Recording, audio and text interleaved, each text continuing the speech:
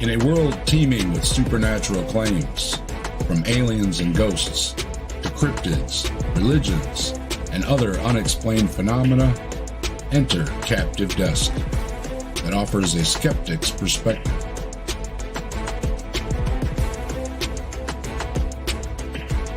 Join us for engaging discussions, opinions, scientific analysis, and a dash of humor as we delve into the unknown, unravel the mysterious, and confront the otherworldly as we seek to distinguish fact from fiction at the Captive Desk.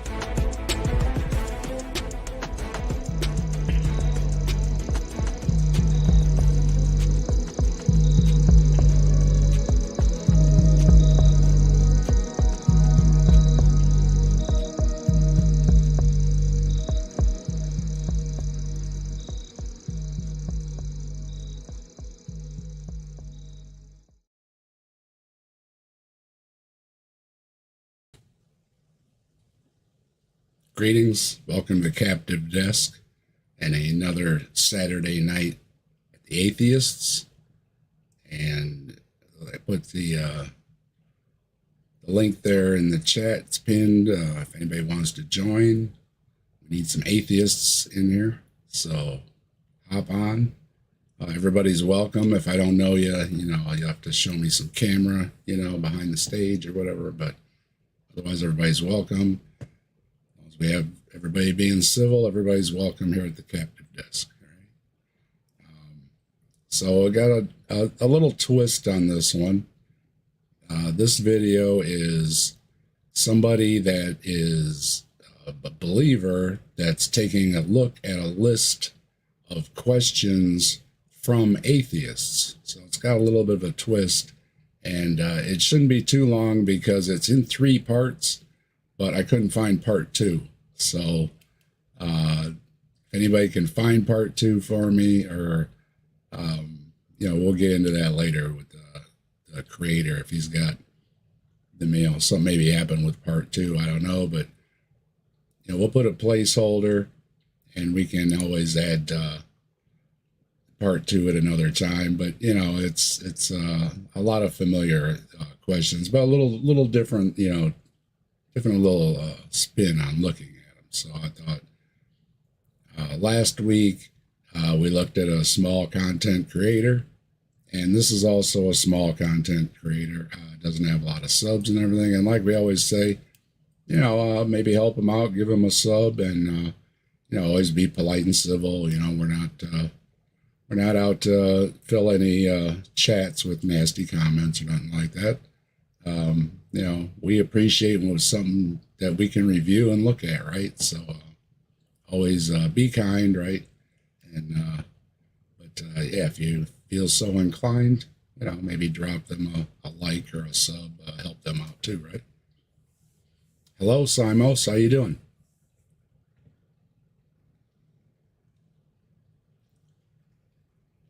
I'm okay. Am I roboting at all? No, you sound all right to me. Am I roboting? Nope. Must be me.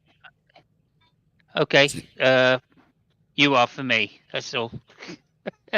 Let me see if you're doing it on stream. If anybody... I'm just going to reload the screen. All right, I'll be right back. All right. So Rochelle says it sounds good, so I sound okay. My audio is okay and everything. Hello, everybody out there. Rochelle and Top Tester, Vic, Otangelo. Always good to see that you're stopping by, and keep it civil here. Everybody's welcome. And D Converted Man. Hello. Welcome, everybody. Yeah, so we're having Saturday night at the Atheists. I borrowed this from Mike at Answers in Atheism, and trying to bring it back a little bit. Something that's just, nothing too serious, nothing we need to get in depth about or anything, right? Something from small channels is what I'm looking for. and just keep it a little relaxed. I know a lot of times everybody's on kind of this, that, and everything else, but Saturday night the Atheist here is relaxed, and we're just gonna look at the things in more of a little lighthearted way, and not take things too serious, because hey, it's the weekend, and forgive me, I got a hot rod driving by. This time of year, I just can't close the windows yet. I mean, it's going to be too soon. They got to close them up. So forgive any noise, but yeah, anybody's welcome. Hop on. And how you doing now, Simos? How's your? Okay, yeah, I think that's probably a bit better now. All better. Okay. Yeah, indeed. Well, welcome. Good to have you here. Thank you. Our first time being on this important questions from atheists. Good. Good. I think it's. Important questions. I mean, that's very subjective, of course, being a relativist like myself. So I was wondering if there's any theists out there that have an objective sense of what important is, and if they have an argument for that, I'd like to hear. That's my important question from an atheist. Are important questions objective? We do have Otangelo out there, so maybe. Okay. Well, yep. I guess he has the the nous to understand the question, and that's half of the battle, isn't it? Mm-hmm. He does get into a lot of discussions. Yeah, he does. So funnily enough, I was watching quite an interesting. I think he had a debate with somebody recently on fine tuning. Now, who was that? Who was that? Was it James Fodor? Maybe Fodor. I mean, if you stood in the chat, let me know if that was the one. Sounds familiar, yeah. Yeah, I like James. He's I think he does physics and philosophy. He's a very interesting guy. Yes. It was James. There we go. Thank you, Angelo. Yeah, it was. I did watch that. He's a very nice guy, James. Did you enjoy yourself on there, Angelo? He was polite. Right. I'm going to take that as a yes, an objective yes. Well, we all know, and hello, Chris. With Otangelo, not trying to single him out, but a lot of us, we aren't going to agree on some of the religious things, but maybe we can, discuss some of the things in between. Right? Hello, Sydney. Yeah, I think we should be able to at least try to. Yeah, we're not stick to the topics rather than being personal. And we're not fooling ourselves. We're not great philosophers in our robes, sitting on the steps here or anything. This, just regular talk with some regular folks. Just keeping it hopefully in some language people can understand, because sometimes us lay people don't always follow the more complex arguments. And sometimes I get some criticism for not having too complex of an arguments, but that's not what we do here. We try to keep things so everybody can understand each other and hopefully reach an understanding between each other. Yeah, I'd like to just state outright that having the complexity of an argument doesn't increase the likelihood of it being right. Deconverted man. All right, I don't need to do it. my pleasure. So like I said, this is a little bit different. This is a theist taking a look at a list of 16 questions from atheists. But like I said, there's going to be a little chunk missing. Even if we get that far, I don't know how far we're going to get into it. It's not a big deal. We'll just go until, everybody's bored or whatever, right? Wesley, hello. Good to see you. Thanks for stopping by. And, we're not going to take this too seriously, but maybe offer some advice. Again, small channel. Couldn't hurt help him out. We don't mind helping out a theist making content. they can make better content, it's better content for us to review as well. So it all works for everybody. So I thought it was interesting. I'm trying to keep Saturday nights lighthearted and looking at things from small channels, because a lot of the big stuff gets covered over and over and over. And the smaller channels, I think, it's more, like I was saying, it's just regular folks like us. And so maybe we can better understand each other in that way. So we're going to take a look and see what he has to say, all right?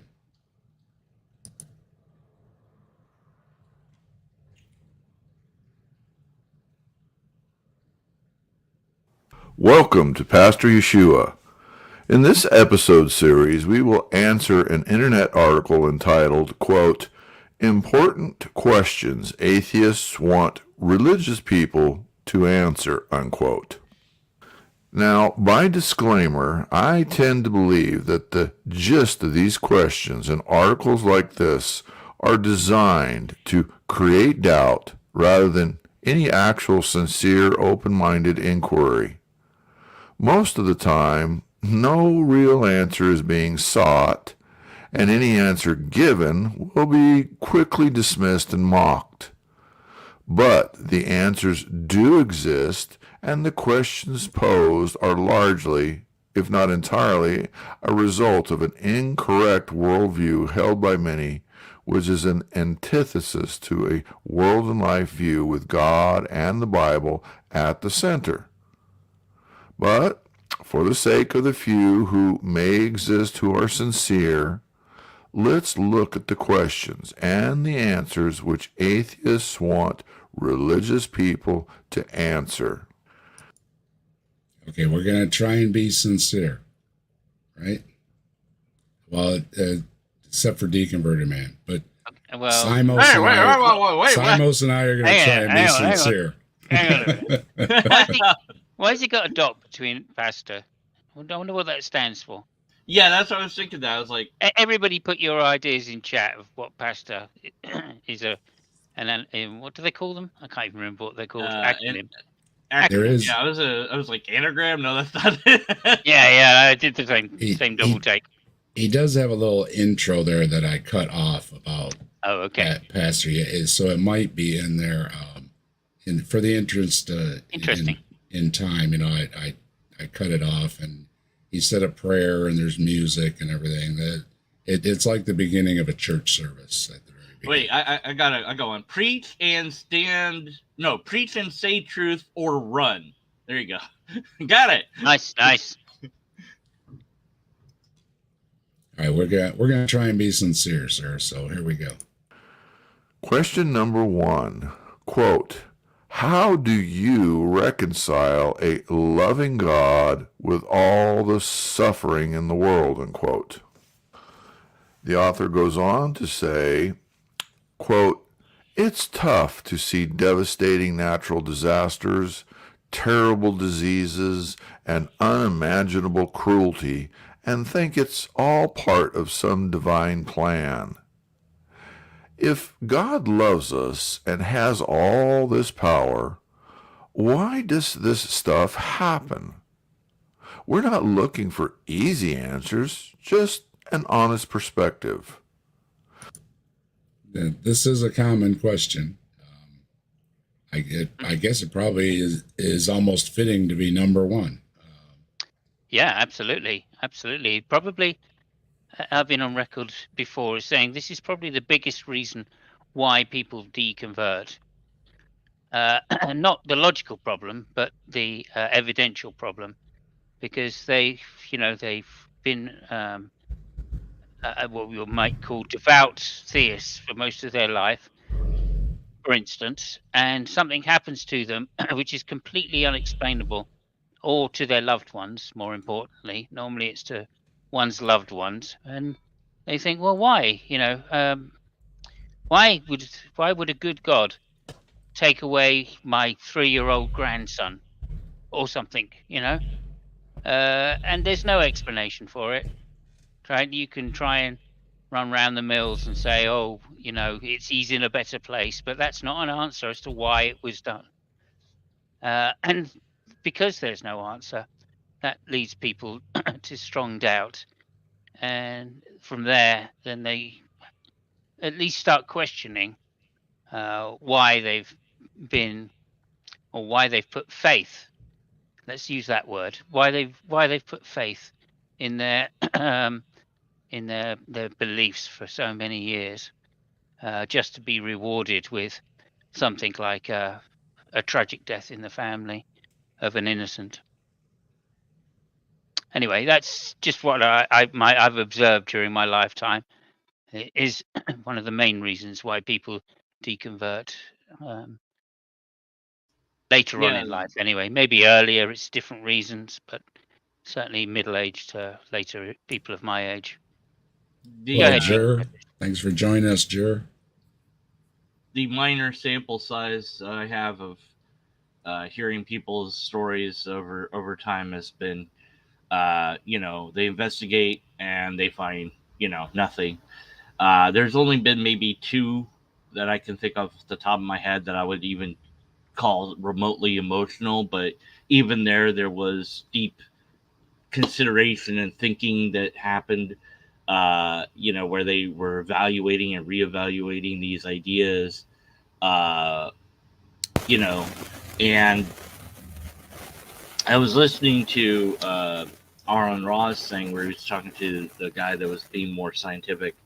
I can't remember his name now, but he's like, look, it could be this, it could be that, for how the universe came to be, or what, or if it came to be, or and so the possibilities were, it could be a lot of these things, and that open approach of, we're not going to dismiss anything, but we're only going to include things that we can actually quantify or measure or make a model out of, obviously. And I was like, here's the believer insisting that no, it has to be this one way and that's it, and that's how it works. And it's like, so you had these two very I have the answer versus we don't have the answer, and I thought that was striking. Yeah, and by the way, this is no knockdown argument for atheism. No, sorry, let me finish. What I'm putting forward is no knockdown argument for atheism. It's not even a knockdown argument for a Christian God. What I'm saying is it's a striking reason why people who do believe deconvert. Of course, the logical problem of evil is a striking argument against Christianity, or at least the Christian God, if you believe in some kind of traditional God of being all beneficial, and all powerful. Right? Those two things combined with all knowledgeable is just a contradiction, straightforwardly logical contradiction, and that is a good argument against Christian theism and some other forms of theism. The typical thing would be that, well, it's the fall, it's humans, screwed up, and it was perfect until humans did the thing that God didn't want them to do, and that's what messed everything up, and that's why there's evil. But one day Jesus will come back, and then everything will be great again. And until then, it's gonna. Yeah, I find that a really low tier argument against the problem of evil, mainly by saying something like, well, does God have free will? And if God had free will, he allowed evil to be placed upon the earth in one way, in one form or another, and that's fine. But then he lives in heaven, so clearly it's possible to live in heaven with free will and not have evil thoughts. So it means that the lack of necessity for having evil on the earth is proven, which means he can't be all powerful.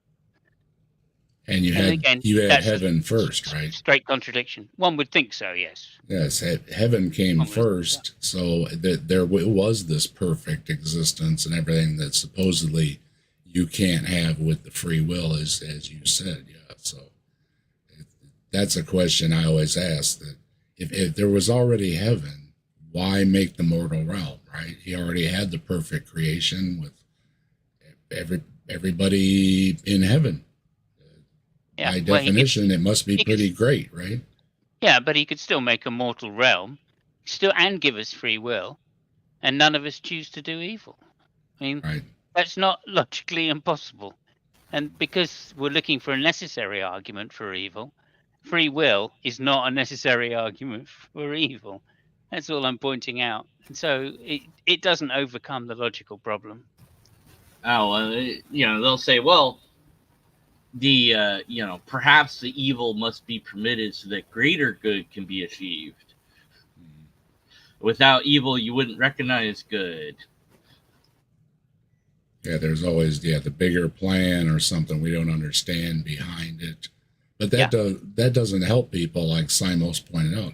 That doesn't help people that are grieving, especially somebody that's maybe, perhaps very devout. Does everything that they're supposed to do, and the tragedy still strikes. It would raise the question of what else am I supposed to do? Yeah, I mean it's the problem is that the free will argument means that it's possible that God could have done something different, right? Because it's not necessary for evil. And the logical problem is saying that is claiming that there has to be a necessary reason why evil exists, right? So saying that it's there's a possibility to do evil is not an argument against the fact that there has to be evil, right? Sure, you could say, well, okay, this is soul building or etc., right? But that doesn't increase the number of people that are in heaven. That just increases the quality of the people that are in heaven, right? So if God just wanted people to be in heaven, okay, there you go. You don't have to have. You could give people free will, and they don't choose to do evil things. Right now, God knows the outcome of all lives, so He knows that some are going to fail. Right. So now I need a necessary argument as to why God needs some people to fail, because it's not for their soul building purposes. Right. So that idea of, we got to have some evil, otherwise that means there's greater good. No, it doesn't. No, it doesn't. It means that some people, right, do not have greater good. Okay. So, yeah. And even if you say, well, there's some people that do have a greater good. Well, that's not the question that's being asked. The question that's being asked is, why do some people have to not have greater good in order for some other people to have greater good? This comes back to the vicarious redemption argument as well, right? How can one man take the sins of everybody upon their shoulders? That's just, that's just obscuring responsibility for your actions. That's not soul building. So the argument of Jesus himself, right, is against this soul building argument, right? It's a contradiction in Christianity, in other words. Go ahead. I'll do the final maneuver that they might, the apologists might make would be, well, but without God, that good and evil are completely subjective and whims in your opinion. So they only are really good or really evil if there's a God. So now your question's just as meaningless. I love you. I'm sure we'll hear some more. Well, let me just address that quickly. Things. Let me address that one quickly. Go ahead. Okay, Go ahead. So that's an external argument, and the problem of evil is an internal argument. So it's no good saying, well, you don't have an argument for it. My presuppositions are not involved in the problem of evil. Right? I have an explanation for evil, which is quite different from God. Okay, so no, you have to address it from within your Christian worldview, not from within my atheist worldview. So, that's just shifting the burden, and it's not an argument. Man, somebody's brushed up on their logic. Good job. No problem. Simos is no slouch. It's good to have his input here. Sometimes the suffering of innocent people can be the biggest obstacle to faith for a non-believer. As Christianity Explored notes, this is one of the most popular questions atheists and Christians alike often have, unquote. Okay, well, can I ask why a holy and righteous God would choose to stop evil people who disavow, reject, mock, and rebel against God? Well, that's not valid because believers and unbelievers have tragedies. So that's Also, there are some people who don't believe and yet are what do they call lucky. them? Unresistant. They're And unresistant to the arguments. They wish to believe, yeah, but they can't believe for whatever reasons. And it's not for the fact that they don't wish to believe. And if they were given good evidence, they would believe. So He must have again, it doesn't include those people that he's talking about. This is a minor subset. And like I've been through with the other arguments, it doesn't count. he must have studied politics apologetics. Don't answer the question. Ask a different question and then answer that question. we'll see. He does ramble on a little bit. I don't know. Not too long between questions. I'll try and keep my criticism short then. Oh no, it's no problem. This is not. There's no time constraint or anything. Like I said, this video just fit my parameters for what I wanted to take a look at. So, if you really want a quote-unquote honest perspective, read the Bible. Specifically, read Genesis chapters 2 and 3. You ask, quote, why suffering, unquote? Well, because sin and evil and suffering entered the world via man's choice of disobedience. there you go, deconverted man. Bingo! Called it. Mark that on your bingo card. But again, a lot of us point out, but you go to Isaiah 45, I believe it is, where it says, I, the Lord, create evil. I do all these things. It seems to be, for a Bible verse, very clear that God is saying, no, I do everything. You're having a good day or a bad day, I did it. So, not that there's a contradiction in the Bible or anything. Oh, no contradictions, except for all the ones that are. So blaming us or blaming Satan or demons, either way, when God is saying he's doing all things, I always have a hard time for anybody trying to squirm around the word all, right? How are you going to hermeneutic or apologetic the word all, right? Okay, and so we'll accept it tentatively. Okay, we screwed up. All right. So why not fix it then? Why let it be this way? Why, where the redemption is supposed to come in Jesus. Okay, you get redeemed and it's still all messed up. So, but God is waiting for what exactly? What is it waiting for? So, we're just waiting for God to finally come and fix things. Could have fixed things right then and there in the garden. Could have sent Jesus immediately. Could have done, any number of other avenues, but this is the, oh, well, it's mysterious. Oh, okay. Don't ask questions, so I don't know. See what else he has here. The quote-unquote tough things we see are as a result of a broken creation damaged by our rebellion. God warned mankind before our rebellion and told us that our disobedience would bring death. Yes. Yeah.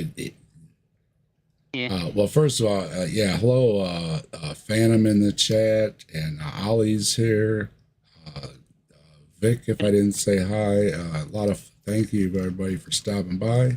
If you want to hop in, you're welcome. Yeah, I just want to say that last statement sounded extremely masochistic. One of the problems with Christianity, I find, in particular. Seeing that poor crumpled flesh upon the cross and saying that that's a representation of humanity is nothing but sad. And Michael and Deep State and everybody else joining. I think I already said hi to Jer, but hello again. And lots of folks here. Yeah, I didn't care for that comment at all either. If the story, or if well, obviously it wouldn't match the reality that we observe, but if the story was that here's this innocent person and they chose actively to perform actions that they know that they would get them killed, and that for whatever reason that's the only way to stop evil from now on, and then evil stops, there's no more badness, everything's like really cool. Like maybe there's some things that are kind of annoying, but nothing like super stressful or really irritating. Then that would be oh yeah, that's a great ending, that's a great story. But then it doesn't match reality, because you still have to contain your mythos in reality. So you have to, it's like, yeah, Jesus died for your sins. Well, in a spiritual sense, you're saved from death, but only after you're dead will you be saved from death. So you have to fit the mythos in the reality we observe to some extent. Otherwise, it's too obvious. So, but if you pretend that these things are real, it's like, well, why not just have it be that once this sacrifice is sacrificed, then that's it, and everything is prepared. And it's not really a sacrifice unless it stays dead. But Yeah. And if you know that you're not going to stay dead, because supposedly Jesus as God knew that he wouldn't stay dead. So yeah, it takes away from the sacrifice a little bit. Now, hello, Mike. How you doing? Especially for an eternal being, it means nothing from an eternal being's point of view. I was also going to mention, like, he said, read Genesis. Like, yeah, well, but God, when he tells Adam and Eve, well, I can't remember if he only told Adam and Adam has to tell Eve. I think that's what happens. I don't remember now. But he tells them not to do this thing, but they don't know what good or bad is. So they don't know that following his order is a good thing to do. So it just doesn't make any sense. Hey, it's Peter Sound. Mike is here. So this is part one. What timestamp are you on? We're at the beginning. We're in Genesis still.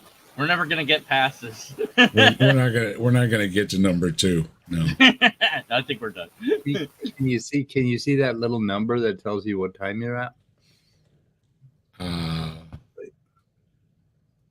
The little number. Oh my God! I'm just being. It doesn't. I don't have I have my own download, so no, I don't have the. Oh, okay. Gotcha. Sorry, I don't. Go ahead. I'm a little fuzz off the beginning.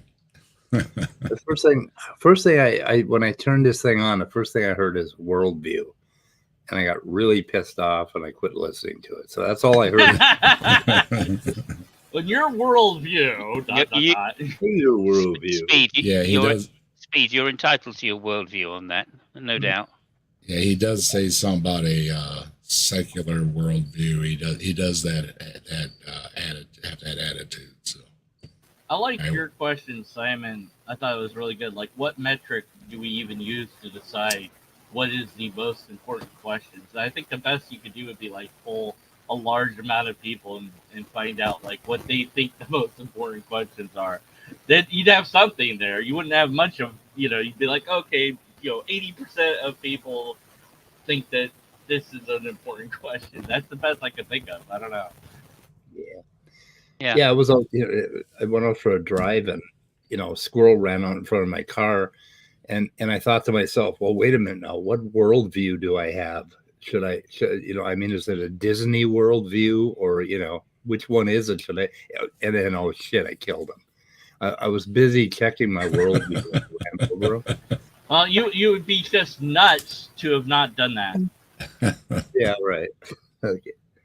No, I brake for squirrels. I mean, I will slam on my brakes and that's kill the nuts. person. I'll kill the person behind me in order to save a squirrel's life because I like those little critters. I used to feed them. Yeah, Yeah, I feel the same about lobsters. You know, I mean, I had to tell one to Oh, yeah. get out of the road the last week when the wife and I were out. Yeah, You know, I love it. come on, Why don't they squirrel, move get out the of the way. squirrel crossing away from the highways? Yeah, that would help. At this time of the year, they try to kill themselves. They wait for a car to come, and then they run across the road in front of you.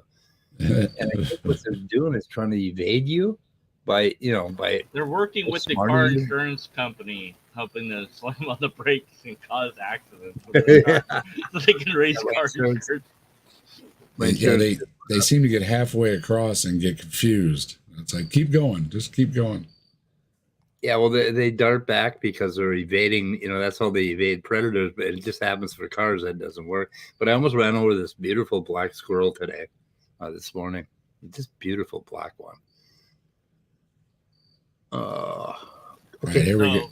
We're gonna roll some more. God loves us, and yes, God has power, but God is more than simply love and power. God is also righteous, holy, just, merciful, all-knowing, etc. So, while sinful man would likely find it wonderful for God to simply keep loving and forgiving, while we routinely commit sin without end, God's inaction against such would undermine God's attributes of righteousness, holiness, and justice. But doesn't that fall apart under grace for a Christian? Yeah, and also he said For- mercy. He said mercy and just, which which aren't directly contradictory, but they're extremely difficult to square in some cases. I never understood them threatening with the judgment or anything else. If you're already forgiven under grace, what do you need a trial for, right? It's a constant cycle of feel guilty so that you remember that you're under grace. You have to constantly be under grace. So I'd say it's all to reinforce the meme into your brain. That's what it's there for. That's the purpose of this whole thing. Is to cycle it in your renewal. Just reinforce the idea stronger in your head, so you can't think of anything but it. Oh, I'm always sinning. Everything I do is a sin. No, glad Jesus covers my sins. But then you're off the hook for whatever you do. Everything you do is then permitted because you can always get it forgiven. So, but the way to show God that you love God is to not do bad things. But you can't do that. But that one's always bugged me. It's like, well, you're going to be judged and everything unless we're all going to be judged. And I'm like, well, the difference is that you've basically got a get out of jail free card, and I don't.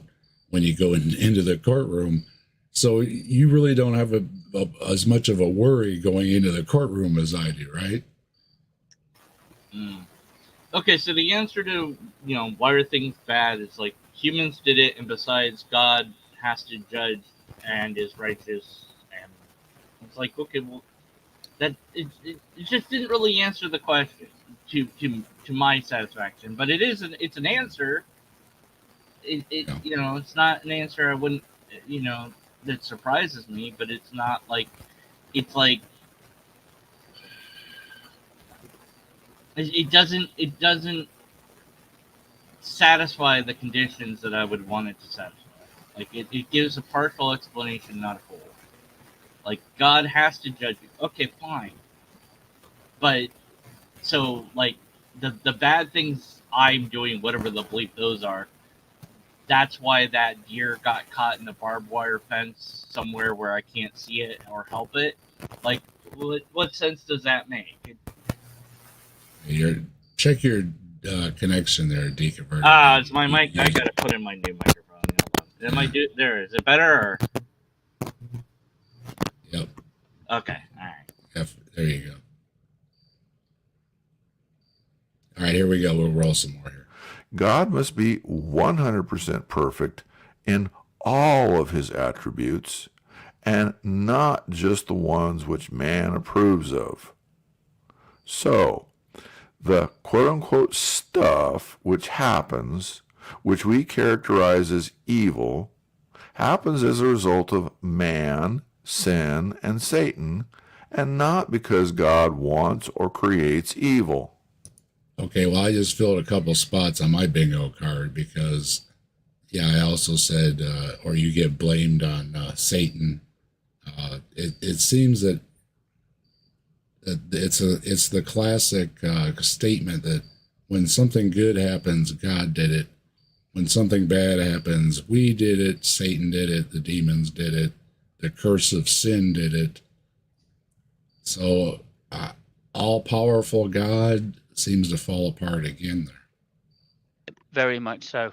Also, the argument that's been put forward first is somebody survived a plane crash, a little girl and her father, but the mother passed away in the plane crash along with many other things. But it was a miracle that the little girl was saved.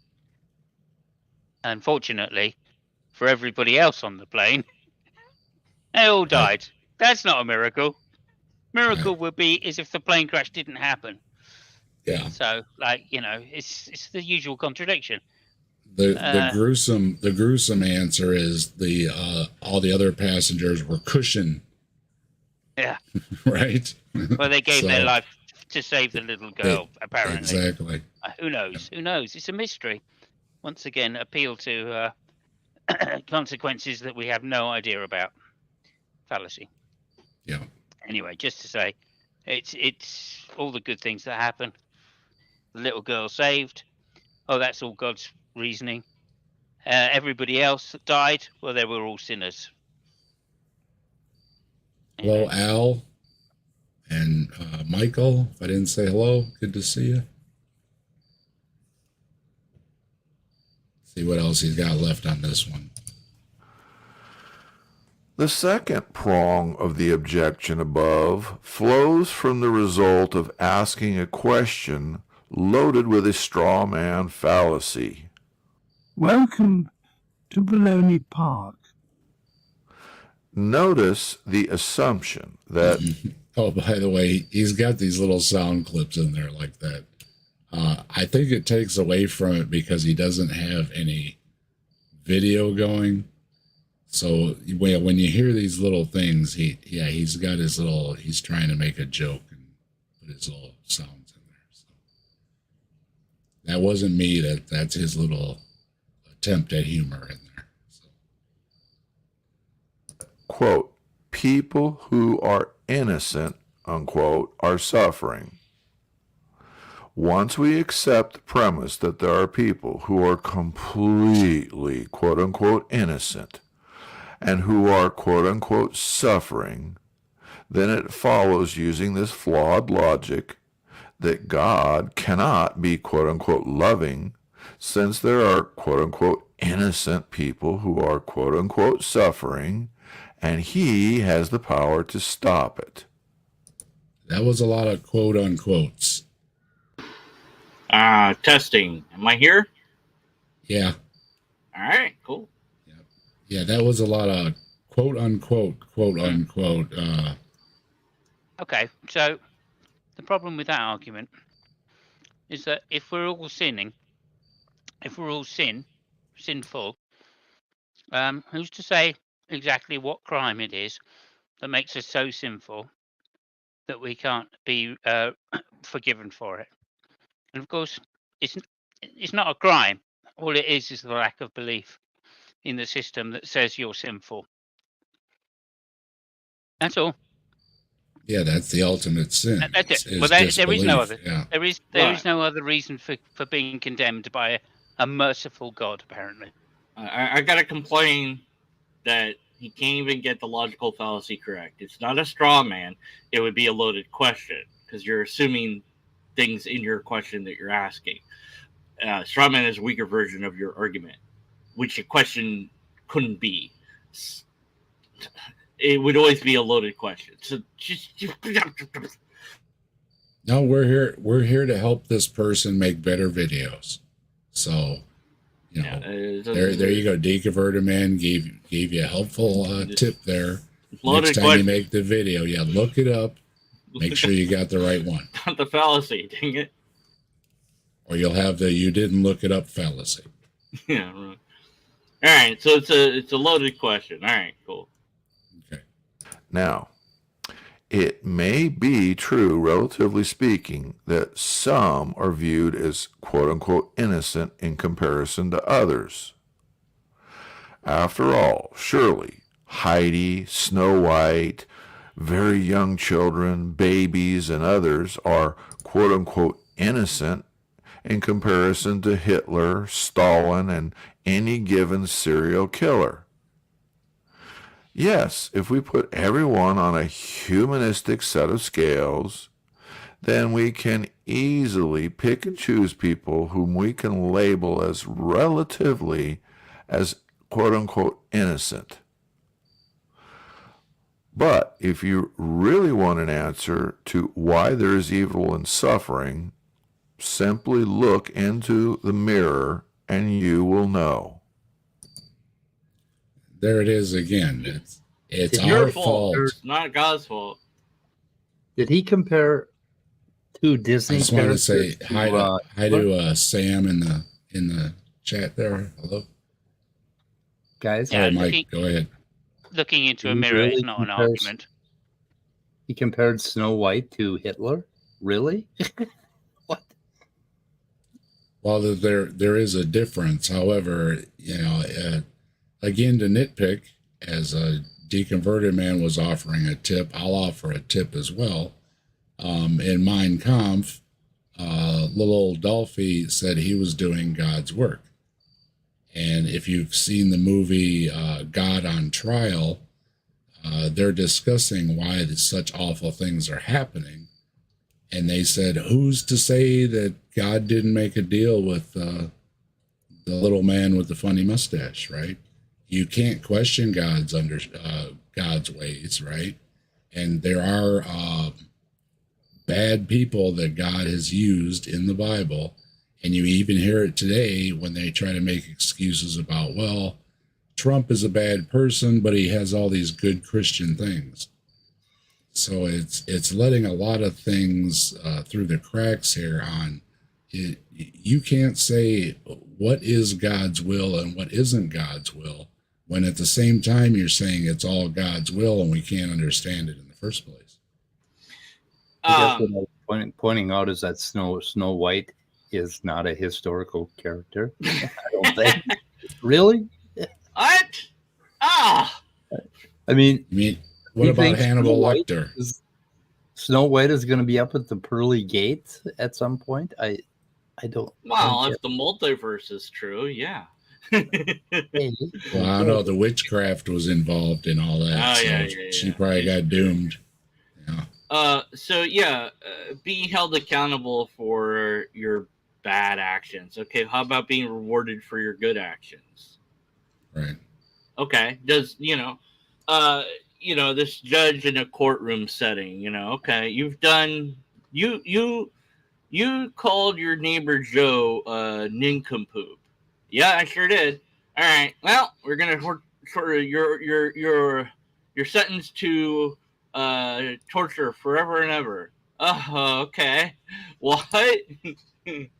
Also, wait, what? There's more? Yes. Also, everybody everywhere has to suffer because of that. Oh, okay. And animals and other stuff has to happen. Oh, okay. The punishment doesn't fit the crime. It's an overreaction. Snow White. Okay, Snow White's, hey, you ate the apple. It's like, yeah, right? Didn't Snow White eat an apple? Yeah. That's like a whole nother video series. Like what Disney characters are saved. There's a good idea. Yeah. And what was their sin? Moana has the wrong god. She's going to hell. Yeah. Oh, and then we could do the mermaids. We could do the DC and Marvel universe, you know, Oh, and yeah. see who gets Iron saved. Man, is he getting saved or was he too arrogant? I don't think so. The mermaid has Neptune or Poseidon or something like that in there. So Now, didn't she's- Snow White she's eat an doomed. apple before she Yeah, went? Yep, the poisoned apple. Yeah. There says, I'm not confusing Snow White with Eve. They both ate apples. Damn them. Yeah. Damn them. What's with Damn the them apple? women and their apples. So, yeah, I would say that, you know, this idea that, okay, we did whatever the blab thing is, like, whatever, even if I'm constantly every day, there's something that I'm doing that I don't even know what it is, that's a sin. So I guess, there are 613 things that one could do that might be a sin. So sure. And if you want to know them all, Deconverted Man covered them on his channel. Go check it out. He covered all 613. Yeah, it was not fun. Or They almost all result in stoning to death as the punishment. I have a series. I have a video series of 613 videos where I did them all. Oh, you did it too. See, great man, seek alike. All right, so once again, it's our fault. Look in the mirror. That's why things are bad. Okay, so what do I do about it? So it's my fault. Now what? How do I? Seems like then it's up to the humans to fix the problems in the world because God's already made up its mind on what it's going to do to us. So we have to help each other out. Okay.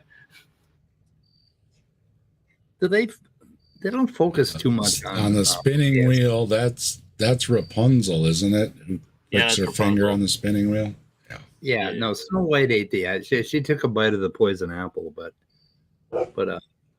anyway, they aren't overly concerned with. Okay, I screwed up. I sinned. They aren't overly concerned with not doing it again. They don't talk about that too much. They always talk about repent. It's like, wait a minute. Okay, repent. That's good, but don't do it again. Okay, please don't do your sin again.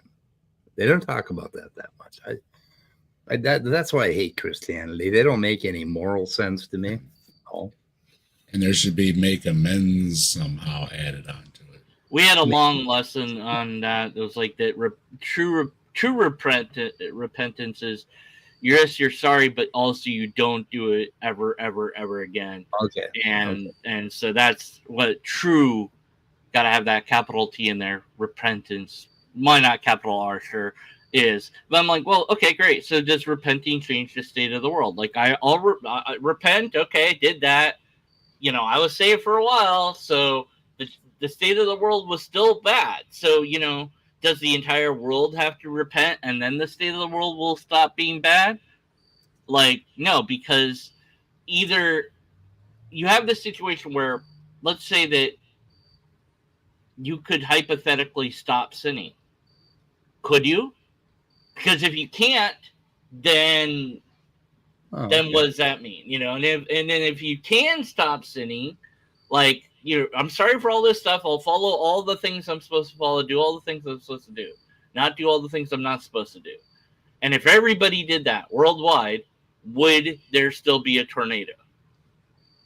If so, then what is it that explains that in that scenario? The repenting, the following of God wouldn't change the state of the world. It's still going to be bad because the curse of people doing bad at some point is still in the world until God decides it's done and it's time to wrap everything up. So it depends on your worldview, young man, you know, whether or not you should duck when you see a tornado. Yeah. If you stop sinning, right, Jesus died for nothing. Well, yeah, but if you follow all the laws, then you aren't sinning. The laws are what makes sin a thing. But then, of course, Jesus says there's only one law, you know, the golden rule. That's it. Okay, so we all do that, whether we believe in God or not. We all do that. So why is there still bad in the world? Because punishment still has to be. Because why? What? You know, what's taking God so long to come and fix it already? It doesn't really, you know, again, it doesn't completely satisfy the criteria of what I would call an answer. That would be the ultimate story if Jesus, they nailed him to a stick and he died and everybody heard about it. And they say, oh God, none of us are going to sin anymore. So there was no more sin. And Jesus is up there saying, what the fuck? What the hell? Sorry, Dave. What the hell? Oh no, If I know Jesus, you can imagine Jesus saying, "If I'd known that, I would have saved the return ticket." I want to highlight that comment there from Sam Dave. Free will causes evil. Yeah, not I BS wanted to Lewis. say hi. Hello, BS. Hey, BS Lewis. The free will one.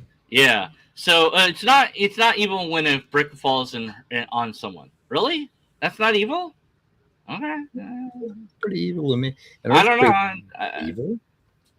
Well, I'd say that the earthquake didn't have to happen, did it? Like, well, tectonic plates moving, but like if you're God and you can stop that from being a thing, then you can prevent the earthquake. Like I'm a passerby and I notice that there's an earthquake and I notice that there's a brick falling and I could push the person out of the way of the brick so they don't get hit by the brick.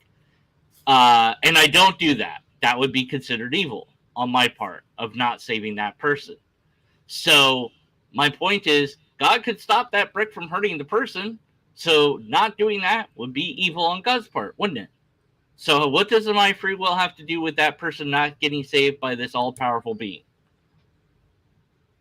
The all-powerful being just sits there wringing his hands saying, oh, that's so terrible. Free will, I can't do anything. Free will, I can't do anything about it. What does my actions and or inactions have anything to do with a deer in the middle of nowhere that got caught up in barbed wire that's in pain and dying slowly of hunger and thirst due to exposure that nobody but God will know about? But because I called God a bad word one time, yeah, that's just what that deer just has to die terribly. Okay, yeah, perfectly just. I had to put this comment back up. BS, I always appreciate all your support, and if you don't subscribe to BS Lewis or know about his content, then you really should get over there because his stuff is awesome, and I always appreciate it. I'm humbled whenever BS gives me compliments. So much appreciated, my brother. Much appreciated. We got Lupin wants to join in. What's up, Lupin? What's up, man? We're just taking a look at this list of arguments, and we're still on number 1. So we're going to try and get to number 2 here.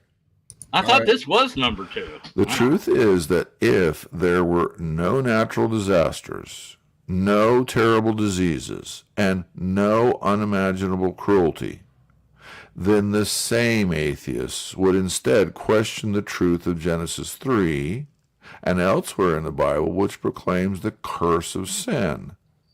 They would say, well, yeah, we don't believe in curses. So, yes. Who is this? Who's this talking? Yeah.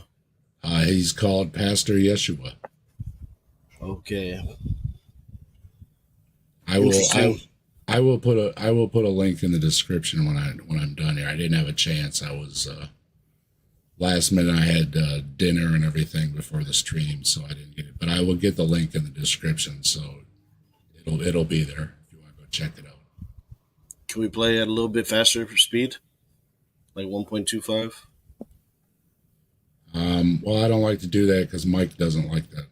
Okay, that's fine. We aren't worried about getting through. We're just here having friendly discussion, interchanging ideas on different perspectives of these questions, with the spin of this is a theist reading a list of important questions from atheists. So that's why we're having the little spin on the discussion here. Don't do it on my behalf, Dave. Yeah, because this guy is pretty slow. But he does have a calming voice, though, doesn't he? But anyway, These guys sure Well, lose. I can't do it anyways because I downloaded this. So Oh, we're these stuck guys with it. lose a lot of sleep over atheists, don't they? Yeah. There's yeah, I don't see any way to do it on here. Sorry. And I don't get the What's impression that they're losing sleep over atheists because they really care about us. I think what they care about is that I think we question them. They don't like that. And we got the rabid atheist joining us. Hello. I Sid, was catching your stream before I started here. maybe some When these Christians. when Christians criticize atheists, do you guys get the impression that they do it because they care so much about our souls, or is it something? Some do, some don't. Like Yeah. again, Yeah. I have to always point this out. We're in a community which is self-selected, and we literally will come across the most that care the least, Yeah. and are worried most about the arguments. Good point. So, it's self-selecting, and I think in general, in life in general, when I've met people proselytizing, they don't do it because they want to try and tell me I'm a bad person. They do it because they genuinely want me to understand what their revelation is. Right. No, this is cool though. Like some atheists got questions and everything like that. This is part 1, okay. Yep. Let's see. And I couldn't find part 2, but I got part 3. So we're on the that might have to be a Grassman Chronicles episode, on the hunt for part 2, because I couldn't find it. Well, Yeah, the problem if is, you want, I just want to say real quick, if you want a perspective from an ex-pastor, make sure you go check out the Rabid Atheist. He's got great stuff from a unique perspective over there, being an ex-pastor. So. Go ahead, Zymos. no, it's all right. Go ahead. I'm done. Yeah, me too. Let's play the video. Okay. And what evil? I mean, since in that scenario everything would be perfect in life, then they would ask, why do we need God?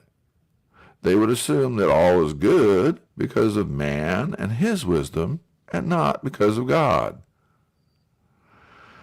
The truth is that from God's perspective, all have sinned. There is none that is good. There is none that is quote-unquote innocent. We all have a nature of sin which rebels against God, regardless of age. Next, regardless of age, the current world in which the supposed quote-unquote innocent live is beset by the curse of sin, which affects everyone regardless of quote-unquote innocence or lack thereof. Here's the news. If I could, that brings up the startling question of deathbed conversions. If we've all sinned, then just I thought keep you were going sinning. to talk about inherited sin. I'm to say, if we've all sinned, then what's the point of trying not to? We all do. Just keep sinning, everybody, and just keep asking for forgiveness, and everything's good under this particular doctrine of Christianity. It doesn't make any sense at all. You know you have grace. We were talking about grace, that it kind of takes away from worrying about a judgment if you're under grace, right? Yeah, you'll be judged. People will be judged. Karma, and sow what you will, or you sow what you reap. Things like this have been talked about for thousands of years.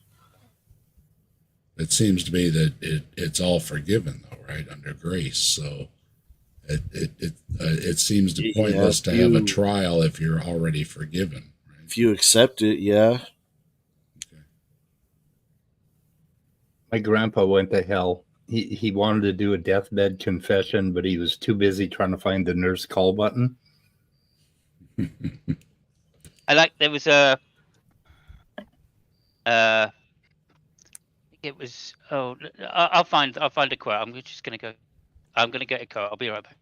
Well, the one I always like to say is when the little boy says, "I wanted a new bicycle, so I thought about praying to God for one, but I know it doesn't work that way, so I stole one and asked for forgiveness." Good move. All right, so Flash. it was who I thought it was. Voltaire apparently said on his deathbed, a priest came to him on his deathbed and said, "Forgive all your sins and join Jesus in heaven, my child." And Voltaire said, "I don't think this is the time of life I should start making enemies." Mm-hmm. Yep, that's a good one. That's a good one. Yeah. All right, we'll see what he's got. Maybe we'll get to number 2. Oh, fingers crossed. This just in. The reconciliation which the author is looking for and the Bible clearly presents is Jesus, who is God, and who, despite all mankind being decidedly guilty and quote-unquote not innocent, took on our guilt on the cross and died on our behalf. Consequently, God's elect presently have full forgiveness and fellowship with God forever. See, there it is. Another one, yeah. Another one on the bingo card there, Dave. You're already What? fully forgiven, but then what are you worried about a judgment for? That one always confuses me. Sorry.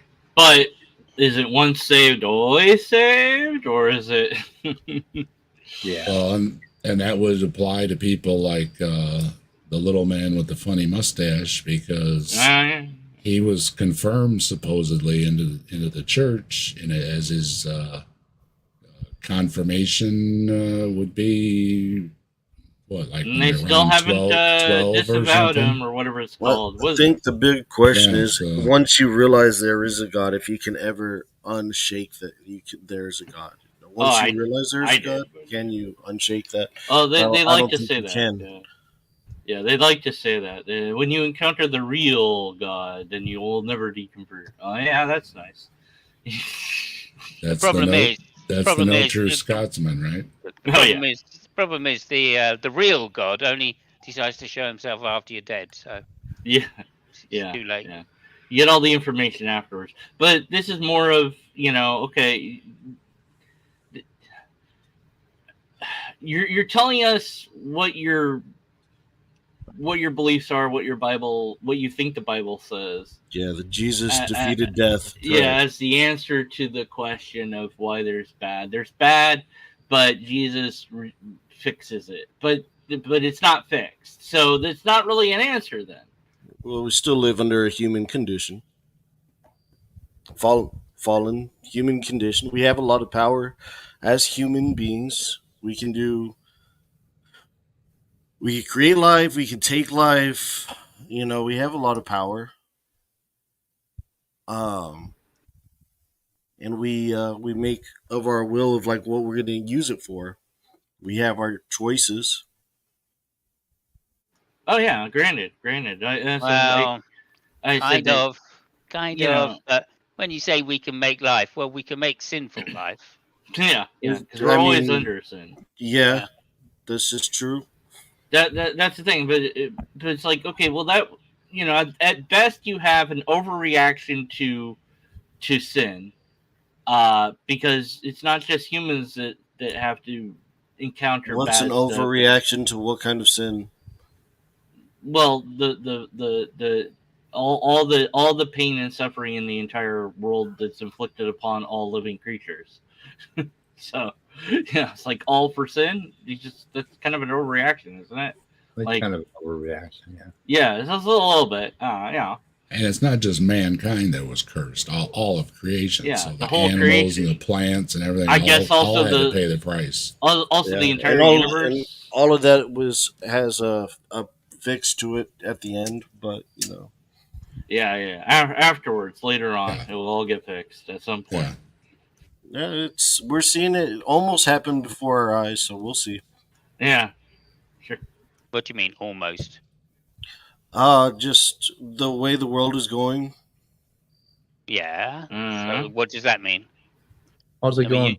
you're just spouting platitudes here, Lupin, I'm afraid.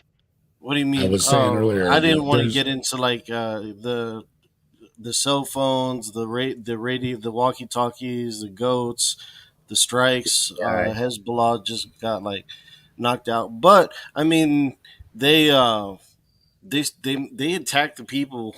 You know, I don't care what. Whenever you do, they like it was a terrorist attack, and well, no, Yeah. nobody's denying there's problems in the world, but at the same time, I was saying earlier that this time in history is a pretty good time in history to live in. At the same time. it's life is a gift, yeah. Especially right now, we live comfortable. But you Most know, of us and live also- off the internet. And also, you know, by saying what you're saying, you're denying the problem of evil. yeah, it's like but No. again, Cool. it's just That's not that impressive, considering evil is supposed to be part of the creation. Evil is evil. The capacity to do evil was created, sure. Exactly. yeah, Yes. but also there's what we would call like natural evil, like tornadoes, hurricanes, whatever. You know, That's not evil. Sure, it is. Absolutely, it is. It's evil if there's a God behind it. Maybe. Yeah, that's what in I'm your saying. mind. That's what I'm saying. Like if there's Okay, a God but you don't behind it, believe. But you don't believe in God. But Right. for us, we don't see that. We see don't. right. We don't So it's see only that like evil that. if there's a God. Well, Exactly. Congratulations. That is the problem of evil. There you go. You got it. the nature happens. Yeah. Yeah. If there's Yeah. a God, then it's responsible for the evils in the world. If there's not a Oh, God, then it's not. Okay, so is he responsible for every day that there's not a tornado in your life? Well, Yes. look, he could have put Yes. Yeah. Tornado Ellie in the Atlantic Ocean, right, Mm. instead of in central United States. That wouldn't have been a better idea. Would Yeah. you still Yeah, would there you was like praise him 50 people. anyway? There's If like you did 50 that? people that were killed in Florida, you know.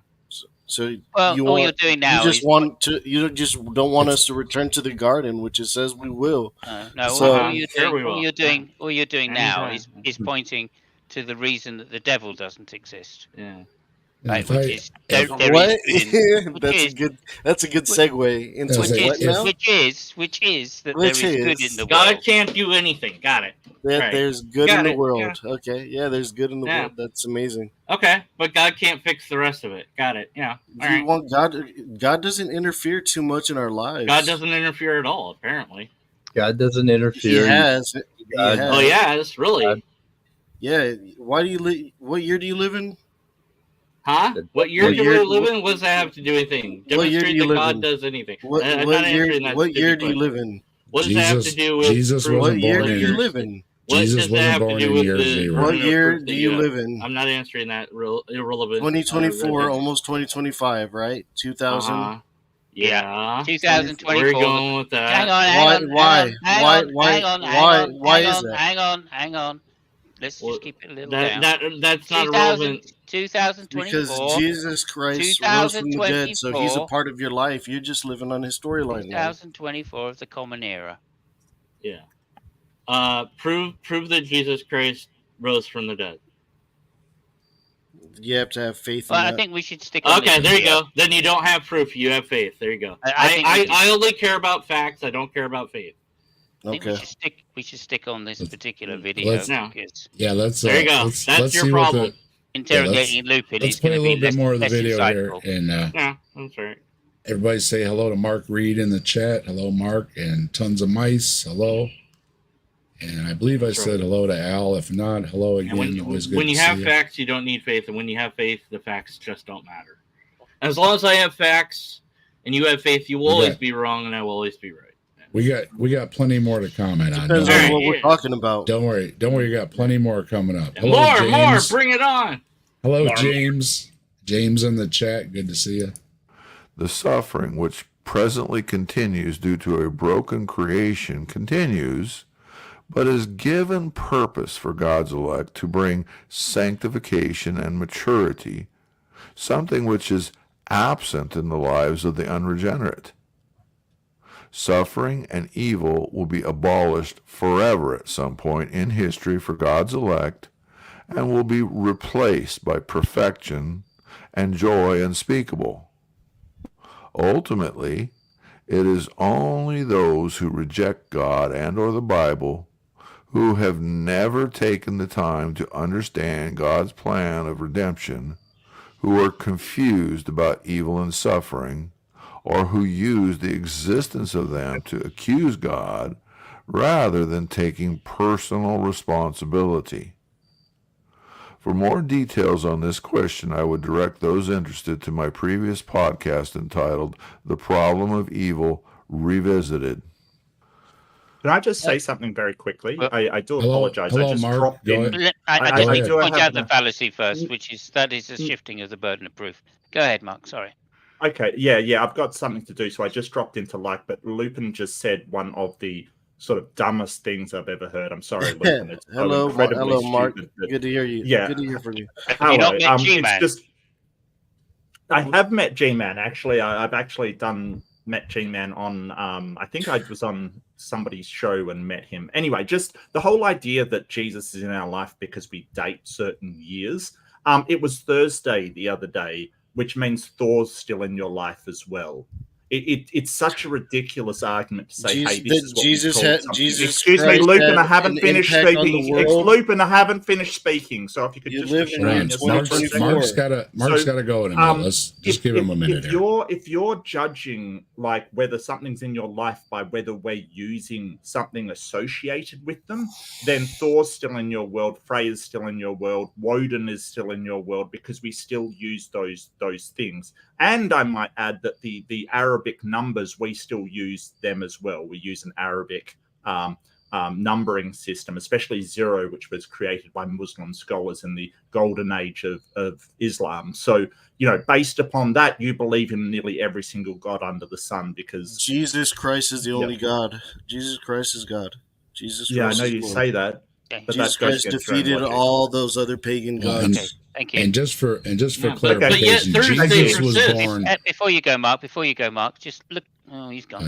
He's got a debate to Go get back. to. He, So, History- he defeated Hang on, the hang gods on, at Thursday. History continues. History continues. Come on. Repackaged. Sure. go ahead, Simon. Get Hey in. guys, can you help me Sorry, out? yeah. Just to Is- say that is- hang on. Just to Go ahead, say Simon. quickly that the numbers that we use were not invented by the Arabs. They were taken from the Indian continent and Sanskrit, including the number 0. Go ahead. Okay, Hey, is Mike. it 2024 significant for some biblical reason? I missed something. No, Yeah, because because Jesus that- was born about 4 BCE and he died the about resurrection. 30 AD or ACE. So neither one of them is from 2024 years. You live in the years after Jesus' crucifixion. I understand why they did it, and there was a religious aspect to That's it. but nice. It doesn't really matter. It's an amazing There's- time to be alive. Well, what's the Jewish calendar? 5,800 or something? 5,600 or 70, something, yeah. What about the Hindu one? Yeah. Or the Yeah. Chinese one, or the whatever one. Right. Those There's a lot belief cares. It doesn't. There's a lot of calendars, yeah. So that's a weak argument. I'm Yeah. sorry, Yeah. it is. But you're free to have it, Lupin. But we think Yeah, it's yeah, weak. of course, God beat all the other fake gods so well that Thor's is still around with Thor's. Christ you did. know. Yeah, well, but yet We don't have a other Jesus religions day. still exist, so that's weird. Yeah, we don't have a Jesus day. Okay, it's a terrible argument anyway. Yeah, bad Right? argument. It's really bottom of the barrel, as Mark pointed out. Yeah. And And thanks Yeah. for stopping in, Mark. Always good All to hear right, from I'm you. gonna go get food and stuff. I gotta get food for the house. All right, guys, peace All right. out. Good All luck right, with the later. stream. Hey, Take care, Logan, I see ya. would love to interview / ask you questions. Give me an email, deaconfortheman1@gmail.com. Peace out, everybody. Good night. Oh my God. Goodbye. All right, here we go. Okay. Question number 2.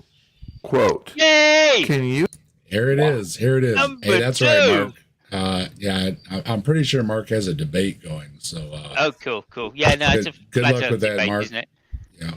yeah, Yeah. flat Earth, I believe. Yeah. Yeah. So Good we luck. understand, Mark. I wish you luck. Yeah, when you have some time, love to have you back. Yeah, hope Maybe- you don't maybe fall off next- the edge of the argument. Maybe next Saturday. We're trying to get this going on Saturdays, so everybody can stop in and say hi. So, all right, we got to number 2. Deconverted man missed it. Here's number 2. Are you ready, Mike? Oh yeah, I love it. You offer proof of God's existence beyond faith alone, unquote. That would be nice. That would Jesus Christ. Yeah, it would be. I mean, if it was good enough for the disciples, you know. Jesus Christ hasn't stopped by my They house. died for it, Uh, martyred for it. that's questionable. I mean, it's fact. It's historical fact. No, I don't think you can provide any citation for that. Two of them died in the Bible, and neither one of them said it was because that of their faith, nor that they were given the chance to recant or anything else. They were, and the other ones are not included in the Bible, and they're questionable texts. So, as far as dying as martyrs go, the best I could give you is the 2 in the Bible, if indeed that's why they were killed, but it doesn't specifically say so.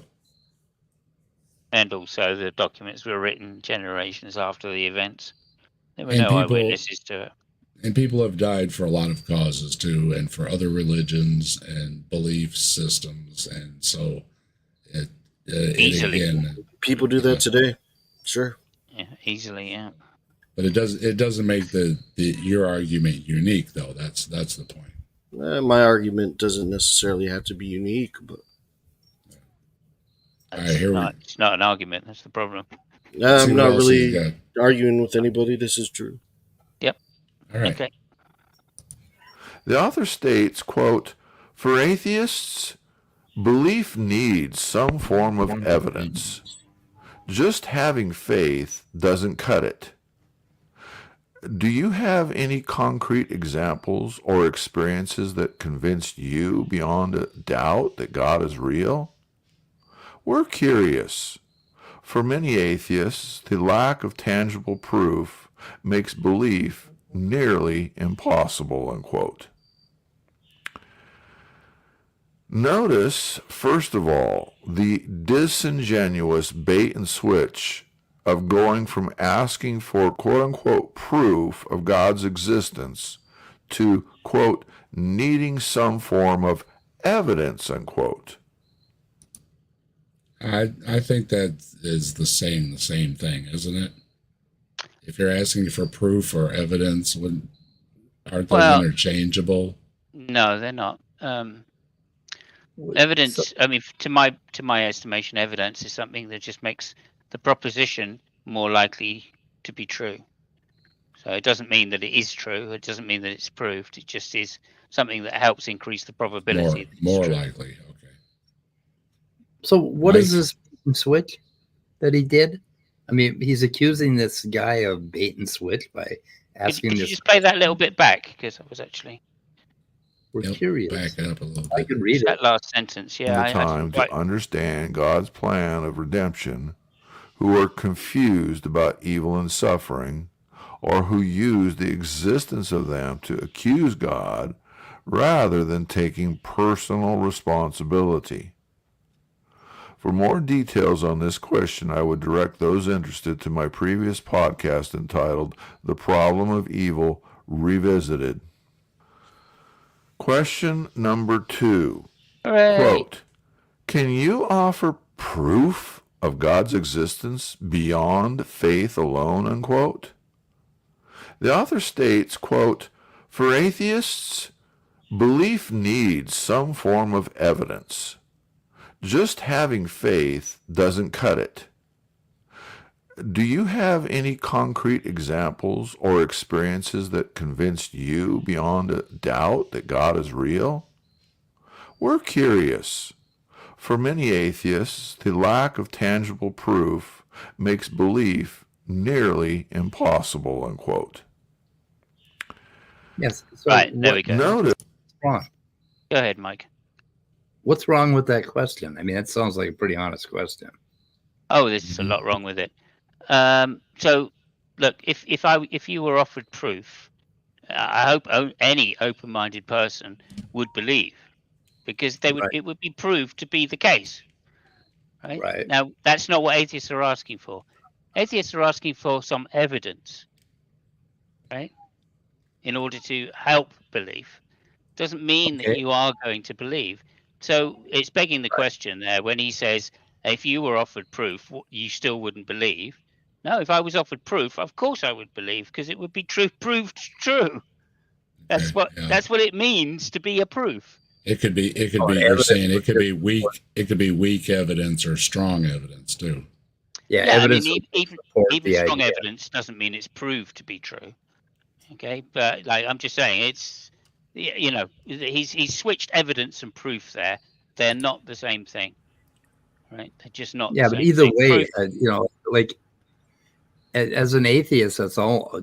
I mean, give me something, throw me a scrap, give me a lightning bolt, give me a evidence. Yeah. something. Yeah, I try to set a low bar. Whenever that question is asked, I try to set a low bar. I just don't see, anything, and not in all the other things I like to look at too, with cryptids and ghosts and aliens. I just don't see good evidence that would lean me that way. So I wouldn't say it was proof or proven. Yeah. So did you listen And James James is here. Hello, James.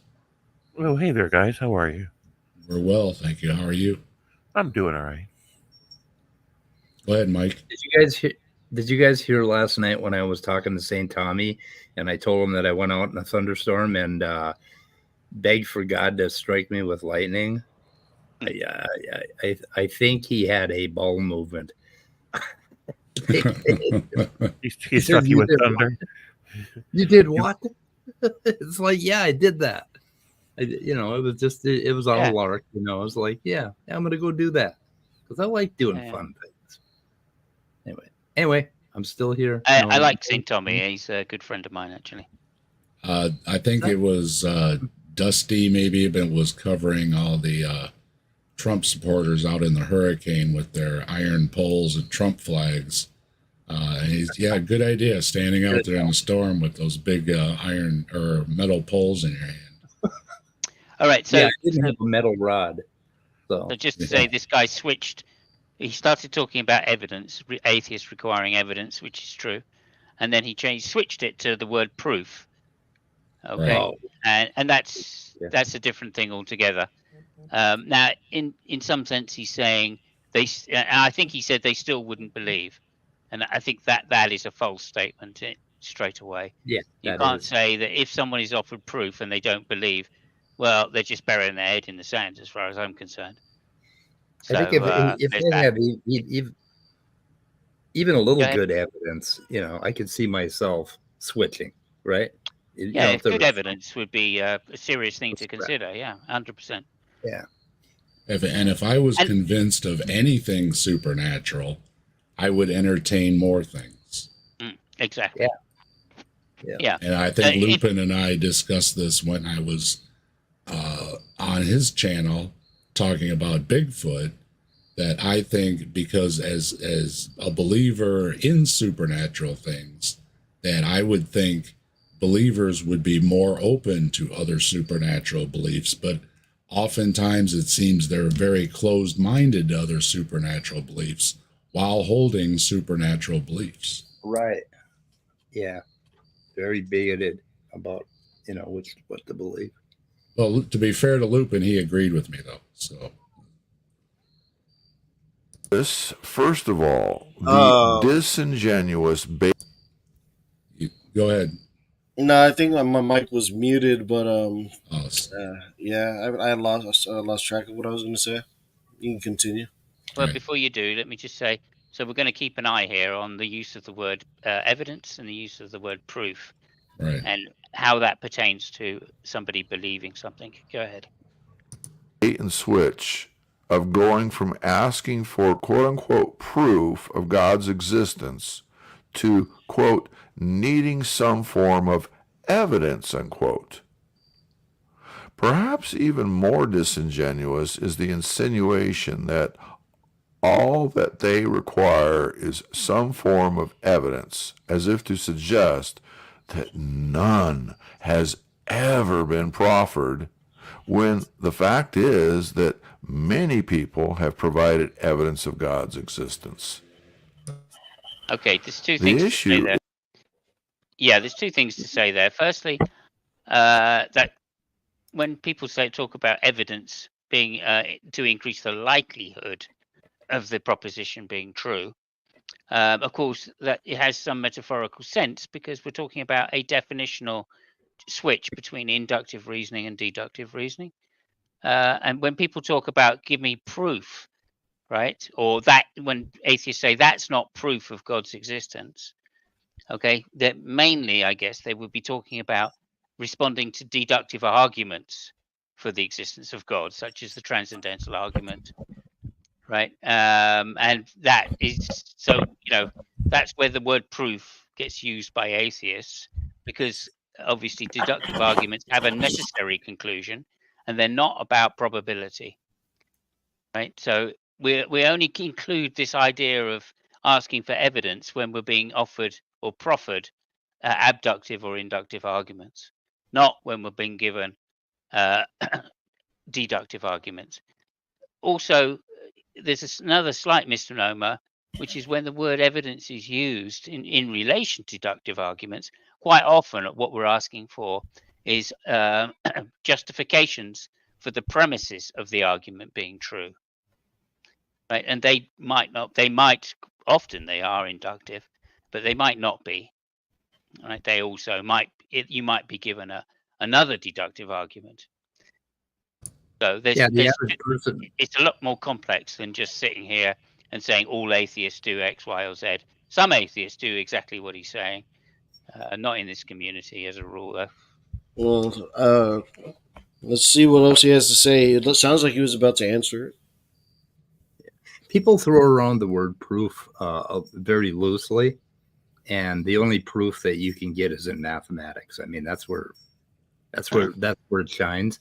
Everything who else. Created mathematics? Who created math? Yeah, okay. Let's not go TM transcendental. Why? Well, humans. Did mathematics always exist? No. We had it up to here. Humans created mathematics. It's a language. For what? To describe our observations. Damn it, Simos. I'm a realist about mathematics. So. Oh, and I'm sorry. Yeah, don't do that. I'll send you a link to. So has mathematics always been here, or are we discovering mathematics? We're discovering the things that mathematics describe have been here, but our language of math hasn't always been here. I'll send you a link to a podcast I did called "The Math Ain't Mathing." I spent the last 3 weeks studying this and talking about it and fighting and working out the whole thing. It's Saturday night. Give me a break. We were searching for number 7 for quite a while, Lupin. So for quite a while, we're looking for those 7 coconuts. We're going to find them. We're going to find a 7 in those molecules in those coconuts, man. It's somewhere I know in there. Did you fall from a coconut tree? Is not whether or not evidence exists. The issue is whether or not any given atheist can be satisfied with the evidence given. Don't confuse me with the facts. The problem is that often atheists are emotionally vested in the biased assumption that God does not exist. Typically, this is because the existence of God being reasonably bullshit. It is bullshit. It is bullshit. I would love for there to be this whole Christian God thing. I mean, I would vote for that right now. It's like, come on, bring it on. There is. I mean, why don't you accept it? No, there isn't. There is. Anyway, but I mean, it's bullshit. Do you accept the Bible as a book of history? No, it's no. Incredible. Incredible. Yeah. I don't think the Bible is written as a history book, although it does mention some historical things in it. And those historical things have been proven to be true, No. correct? Some, very few. Some, yeah. Very few of them have been shown to be true. Okay. Well, in Stephen King books, he There are a few. refers to Castle Rock, Maine, I think it is, or something. The state of Maine exists. So is Stephen King historical? He's a person. As far as history goes, Stephen King will go down in history just like you and me for different reasons. Come on now. Is Spider-Man historical? But the clown won't. No. Right, well, he mentions New York. Is New York historical? Yeah. Okay, so fictional books can have historical things in them. Yeah, It doesn't mean that everything in the book is historical. Yeah, nobody's going to deny that Egypt it's more than pharaohs historical. or More than historical. It's the living or that some of these kings existed and everything. Those things are accepted. It's the stories built around them that are in question. Okay, so Speed in the private chat there got a link to. I'm gonna head out, guys. Before you do, let me finish my sentence. So the State of the Onion, and it's entitled "Does One Invent or Discover Math?" Okay. Oh, yeah. Listen, I've been interesting. I'll check it out. Gotta love it. All right. See you later. All right, Lupin. We got Ace Trades in the chat. Hello. Oh, our Christian left. Damn. Well, you say that. No, you say he's a Christian, but do we know that?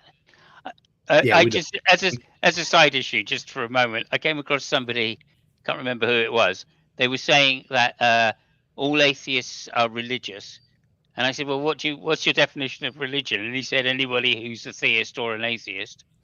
And I went, "Oh, well, in that case, then you're an atheist." And he went, "No, I'm a theist." And I said, "No. By my definition, it's anybody who has anybody who lives in a world where God does not exist is an atheist." I will say this is 2 weeks in a row we had a Christian on, and everything went well, and we were all civil. And I like Lupin. That's a trend I'd like to keep going. Believers are always welcome as long as we can have a civil discussion and not say certain things that got somebody booted earlier on Mike's stream, because we don't need uncalled for comments about people or anything like that. But we can agree to disagree here. Okay. My pulse just went up 20 beats per minute when I looked at your video. So. Really? Yeah. Oh my gosh. We're gonna fight. Yeah, we'll do it. I'll get the guy. There's a mathematician that was in there called Hogtie, and I was trying to argue your position, just for the devil's advocate position, And by the end of it, I just couldn't anymore. So maybe your arguments are better than the ones that I know of. So I look forward to talking to you about it, Mike. Yeah, that's anyway. Fair. Go ahead. Okay, I'm calming down now. Okay. All right. Are you ready? We're going to play it. Play some more. All right.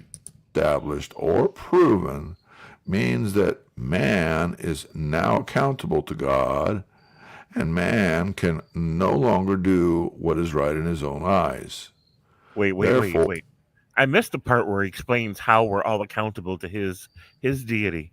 Did he skip past that, or did I fall asleep? What happened? I think it pretty much sets up a Christian or not Christian. Okay, don't confuse me with the facts. The problem is that often atheists are emotionally vested in a biased assumption that God does not exist. Typically, okay, and then, so this is because the existence of God being reasonably established or proven means that man is now accountable to God. Because that's where we're at. When did he do the part where he reasonably establishes that his he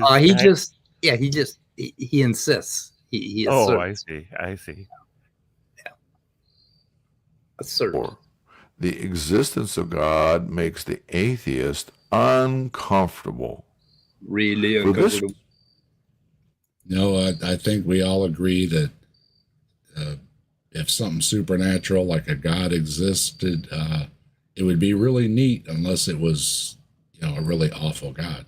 But Right. Well, there's a number of things wrong with the statement he said there. Okay, so firstly, he's not defining what God is. I certainly wouldn't be uncomfortable if God was shown to be some kind of deist God. That wouldn't make me uncomfortable. I'd just be wrong, and I would change my mind. No problem. I would be uncomfortable if it was the Christian God, though, because inherently I feel there's some immorality about the teachings of Jesus. So I wouldn't be happy with that. I don't know. I just learned to get some willow branches and beat myself while I went for a walk. I'd be yeah, fine. the God and which God is always a question as well. Yeah. A nice fertility goddess, and everybody's frolicking in the forest under the moonlight or whatever. Or Oh yeah, I'd hit that. do you want a barbaric war god? So yeah, stark difference there. I don't know. It depends. Like Jimmy Carr said, have her washed and brought to my room. No, I'm joking. I'm joking. Don't have her washed. Nice. Well, we'll see what he's got here next. reason, there is an internal self-defense mechanism which motivates atheists to dismiss any and all evidence as insufficient. Well, if we feel it's insufficient, we can't help feeling it's insufficient, right? Sorry. So when's he going to talk about his internal mechanism that makes him say the same thing about Ganesh? Like, when's he going to talk about that? Poor Ganesh. Now, time constraints here prohibit giving the concrete evidences available for the existence of God and the veracity of... Oh, well, that's a little convenient. Damn.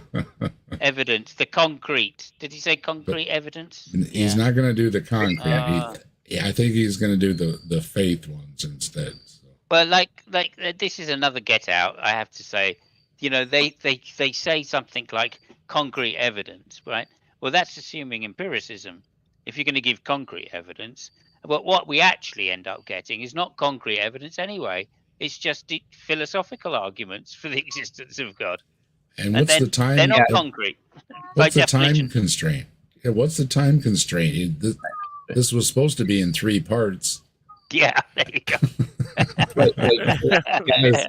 Guys, I've got some land to sell you, and I have concrete evidence that it's not a swamp, but I don't have time to show you the evidence.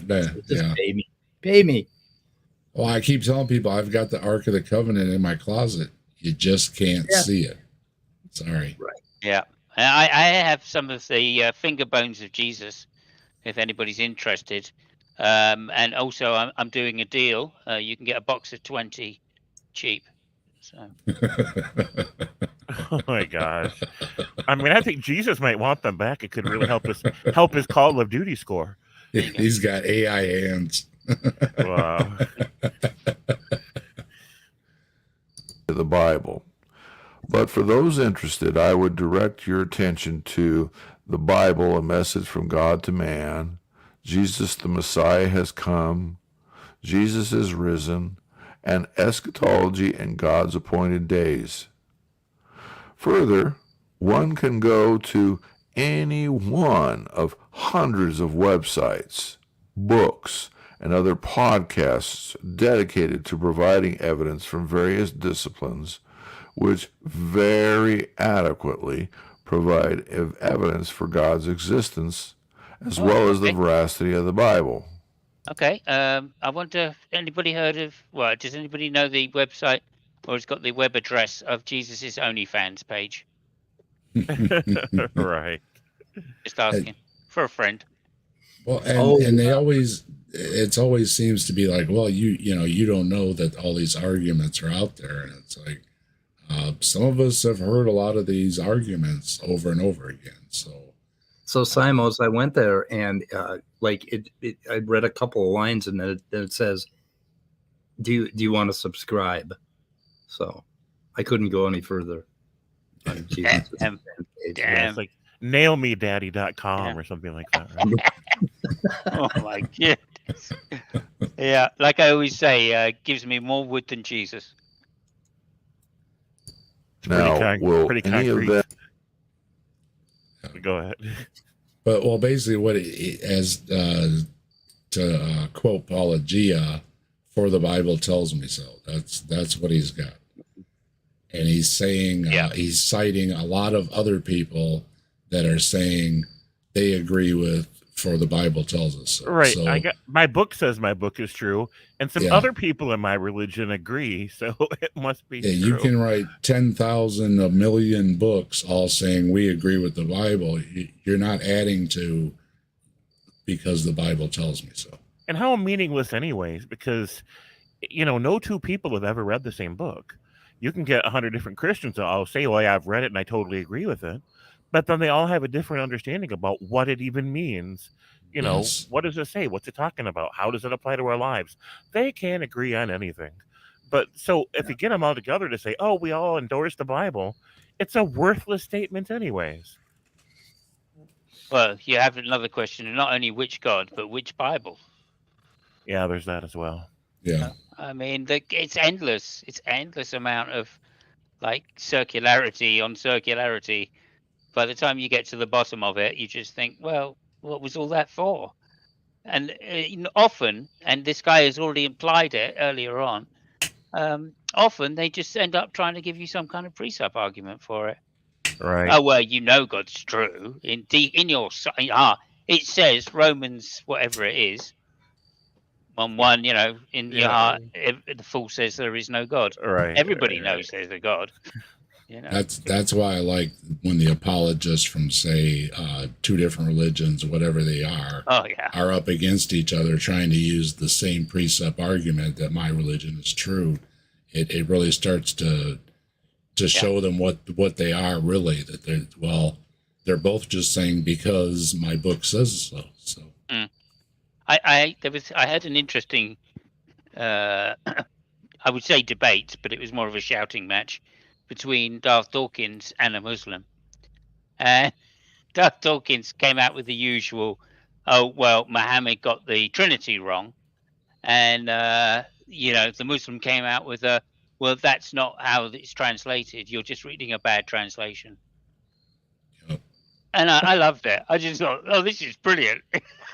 We got the typical arguments that, like they use against each other. The very same arguments that they defend as being rubbish arguments, right? Those are my favorite ones. You're not reading the Bible right there. That's if you go back to the original Hebrew or Greek, then it actually says something slightly different, Right, and they're like, that argument's rubbish unless I'm the one using it, and then it's great. And then it's brilliant. Yeah, brilliant. Yeah. Can you show pictures, Dave, on your screen from messages? From messages? From what I've message? got a really great picture for argument from authority that I don't know if you can see it or not, but I don't know if I'd have to email that to you or or wait a minute, Facebook or something. Okay. Can't you share it? If it's on your screen, just share it. Down below, there's a button called Present. Click on that, and then highlight whichever screen it is you want to share. Is there a way to share no, I can't share that, but I could do it with OBS. No, I'd have to set some stuff up. You just have to open it in whatever program. It doesn't matter what program it is. My screens are really big. They're really, really big, and they're really full of stuff. Some of it. Yeah, you have to find the right screen to share. Yeah. You got to take all the adult stuff down first. All the adult stuff, okay. If it's on your screen, you hit the present down there. You can pick which you want. If it's the whole window or if it's just a particular one. I got my little Mac screen. I can do that one. Oh well. Well, you figure it out. I'm gonna play this. And provide exhaustive, undeniable proof with utter, complete ontological certitude of the existence of God? No. But contrary to the author's misrepresentation, there is evidence available. Again, will it convince the atheist? Likely not. So I got something to say about that. Notice how they never say, will it convince the deist? Or will it convince the pantheist? Or will it convince the Hindu? Or will it convince the Native American indigenous spiritualist person? They never say any of that shit because it's a cultural polemic meant to reinforce the us versus them narrative that keeps their own people in a fighting mood and digging further into their own bullshit. It's not about atheist. It's not about truth. It's about trying to win a culture war. That's a depiction of argument from authority. Beautiful. I love it. And also, a lot of Christians in the world, right? They call themselves sheep, do they not? Yeah. They do. Yeah, they do call themselves that. Oh my God. Not because the evidence is absent or lacking, but again, because atheism itself is a faith in which the adherent invests themselves on many levels and becomes emotionally and psychologically dependent on that belief system. Really? Well, there's so many things to say on that particular statement. Yeah, there is.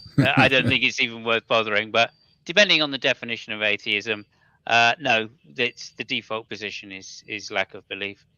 And then secondly, even if you're like myself, a strong atheist, I will give you arguments which increase the likelihood of there not being a God. So yeah, I'm quite happy to give arguments. Can I give you proof that the deist God doesn't exist? Well, that's just a nonsense statement because something which is unfalsifiable can't be shown to be false. So no, I mean, and this is the problem, one of the issues as to why I feel that when people say, oh yeah, you're asking for proof of God. No, we're not, because quite often theists will hide their God in unfalsifiability. And I'm only agnostic to those descriptions of God. But I do think that right now, like I'm not an atheist right now, but I was when Lupin was in the room, right? I have to be next to somebody who believes in some God in order to be an atheist. So it always borrows. Yeah. I have a slightly different thing, which is if the theist is claiming that there is a disembodied agent that created the world and is the, whatever else they want to, that's enough, right? For me to say I don't believe that exists, because I don't think disembodied minds have causality in any kind of sense. So I just dismiss it for that reason. But anyway, I go further and call myself a naturalist or a physicalist. Sure. And that's a different discussion. It has nothing to do with me being an atheist. Oh, I think it does, because God is decided to be supernatural, Well, if they're defining it that way. Yeah, if they're defining it that way. But and that if you're careful to notice, right, that includes all of the includes all of the religions that have ever been talked about on this planet. Right? Yeah, and all the spooky things. Okay. So I'm back. I'm just listening in. Okay. Hello. Oh, now I'm an atheist again. Yeah, what was up with that? I don't understand. Now we have to be atheists again. Yeah, what does that mean? That you're a Christian whenever I'm not around, or what? A Satanist? What are not you? An atheist when you're not around. I can't. I didn't understand that. Yeah, well, because there's a theist, there's an atheist. That's what he said. I'm only an atheist in relation to somebody else's theistic belief. Then I'm an atheist about their belief, right? But if you're not around, I don't have to be an atheist. I can just be a regular old person, You are a person regardless. You make atheists It- everywhere you go. Yeah, the atheism doesn't come into play, is what we're saying. Okay. All We right. don't walk in the path of atheism without doing anything, Right. or anything like a believer would be doing. Yeah, because it's not a religion. It's a lack of belief in something. I'm a lack theist. Is it a lifestyle? Nope. No. Do you not base your Unless life we're doing based something on like it? this. Unless we're doing something like this. Unless you But- count sleeping in on Sundays. So it affects your life. Okay. Good one. We're going to work on Sunday.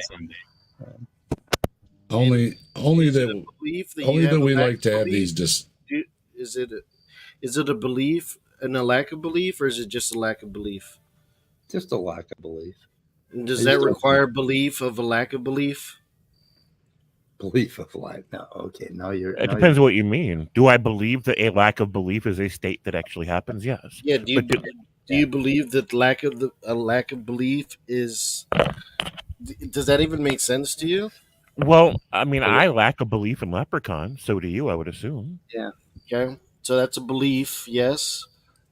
Well, I do believe that I don't believe in leprechauns, if that's what you're asking me. Are you saying some people So believe it is in a belief. leprechauns? So it is a belief. Well, I don't belief in terms of perception, literally everything we perceive is a perception. And if you're using that interchangeably with the word belief, everything's a belief, including the belief that nothing's happening, that this is the internet. Sure, these are beliefs. Okay. Yeah, these are deep questions because you could imagine all possible trees that could exist on the earth, and I don't believe in most of them. So You don't believe in the trees? most of them, most of all possible trees that could exist. Think about it for a minute. If all possible trees that could exist existed, there'd be nothing but solid wood. Well, even beyond that, right? So I don't believe in most trees that don't exist. Anyway, you can play with those words all you want, but it ain't going to help. Yeah, the default is that, you could use the argument that a lot of people believe in God, but not a lot of people believe in leprechauns.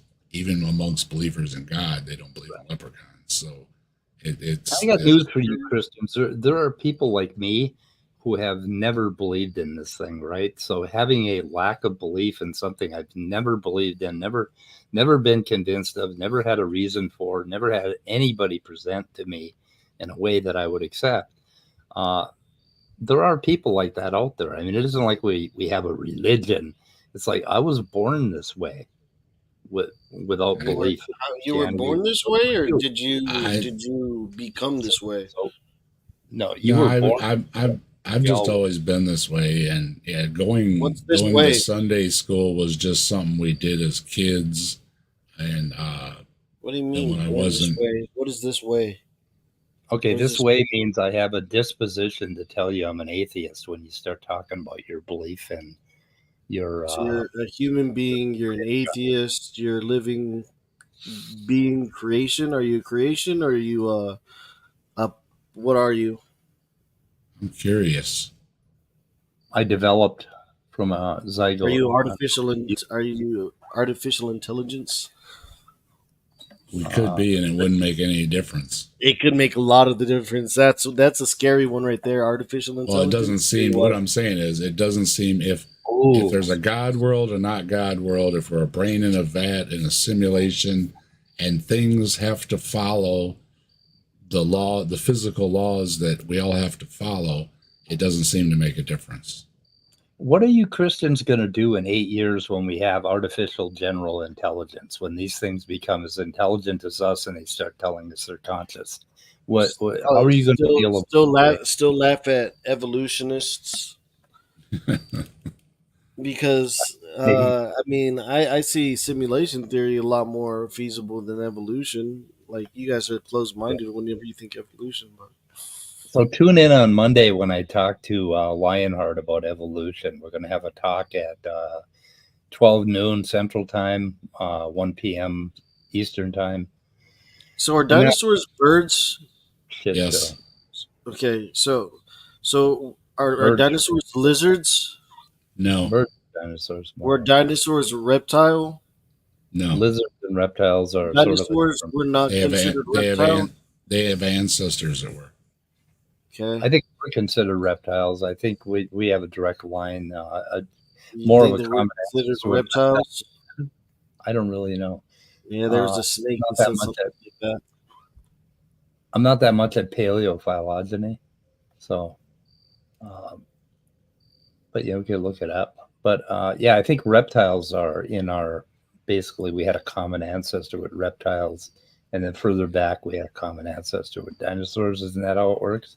Yeah, Almost. but it's some big branches in between though. There's only one thing that ever makes me doubt evolution. That's the fact that so many Christians believe in it.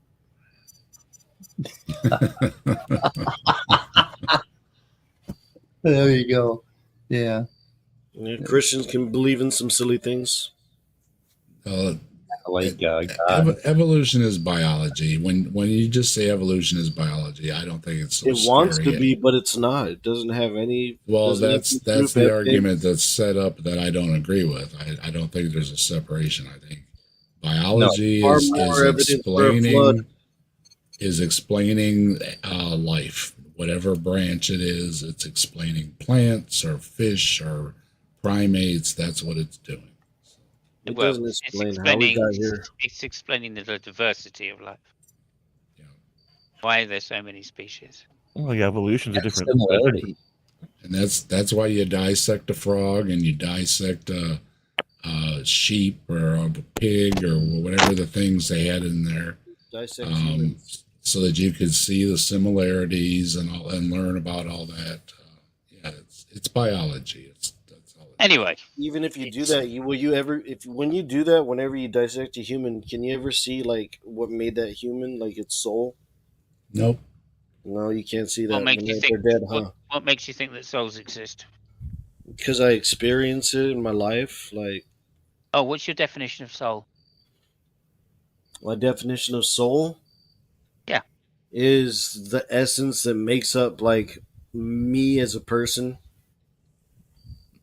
I have Okay. that too, but I just Everybody say has it's that. in my brain So, and you it's think- physical. So, do you think that after someone dies, that they still have their soul? In the body? Well, it's energy. Do you think they still have their soul in their body after they're dead? Well, the energy has to go somewhere. I'm not asking you that. I'm saying, do you think their soul is still in the body after death? No. Okay, then why would you expect to be able to cut up a dead body and find a soul? I was just asking you guys that as a question. Okay, you have the answer. Yeah. Well, So, we were talking about the separation that believers try to make with the brain and the mind earlier, and it's the same thing, that we can test the brain, we can dissect the brain, we can scan the brain, we can put electrodes on the brain. We can't do that with a mind separate from the brain. So that's what we have to test. And with a soul, Mike and I look at the soul differently. We look at it as karma. It's who you are, all your life experiences and everything. And that's why everybody's a little different, because we all have a different life experience. sure. Yeah. Yeah, we all have different life experience. Yep. History is something that I would call soul, I guess, if I were talking just colloquially to somebody History about history. Yeah, the entire history of my life, basically, of your life, sure. from zygote on, and then also the history of all my ancestors going all the way back to reptiles. So, yeah, I use the word soul quite Just often. use the word dinosaur. Like, you have no evidence to say that, but I mean, I understand why you'd want to. So, it sounds fun. plenty. I use the word soul when I talk about music, and a lot of times believers will say, "You're using the word soul," and it's like, well, it's a word. It's a linguistic thing I use because music makes me feel so good. And I was just listening to Francis Collins who was saying that when asked what are some, let's call them, quote, natural highs, he said music. It releases endorphins or whatever they are into your body. It genuinely makes you feel good and everything. And that feeling I get, I always say, music soothes my soul. But I'm not equating it to a supernatural soul. It's hard to describe that whole overall feeling that you get other than using a word like a soul.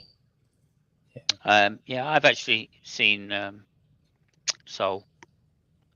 I went to see Ray Charles in concert once. Yep. Absolutely. There you go.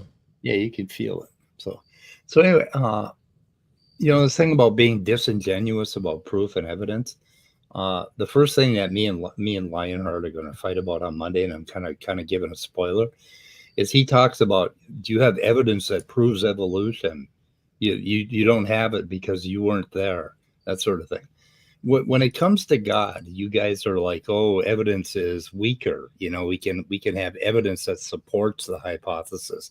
But when it comes to evolution, you want evidence to prove the hypothesis. Well, that isn't how science works. Science don't prove, evidence don't prove, evidence supports. And there is the possibility of falsifying a hypothesis, which you guys have never done. So you got to concentrate on falsifying it, right? It's just like I can't falsify your God idea, right?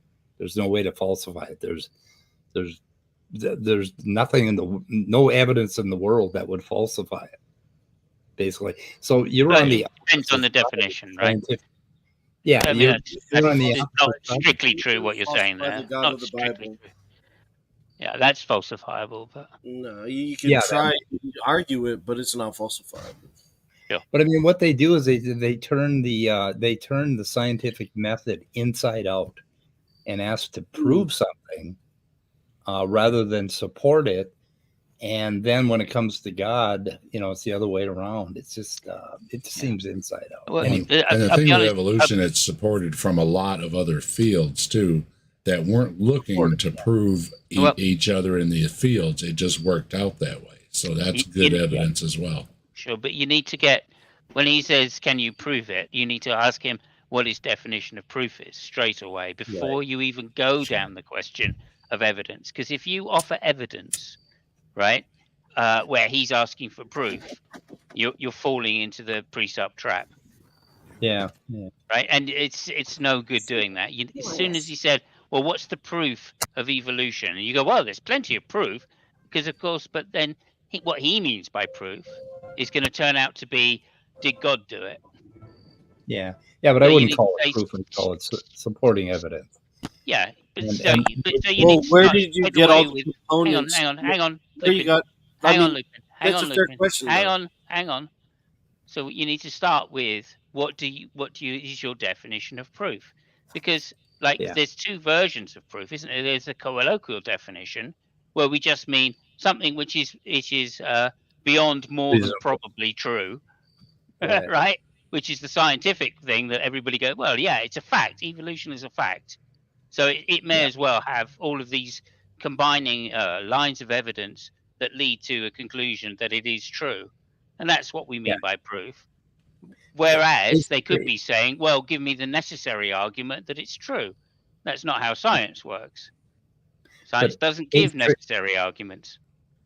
Ace Trade says here, proof is for math class. We are talking about evidence when it comes to belief. So truth is for math class. Basically, that's the only place that you prove anything, right? A proof is for math class, right? Yeah.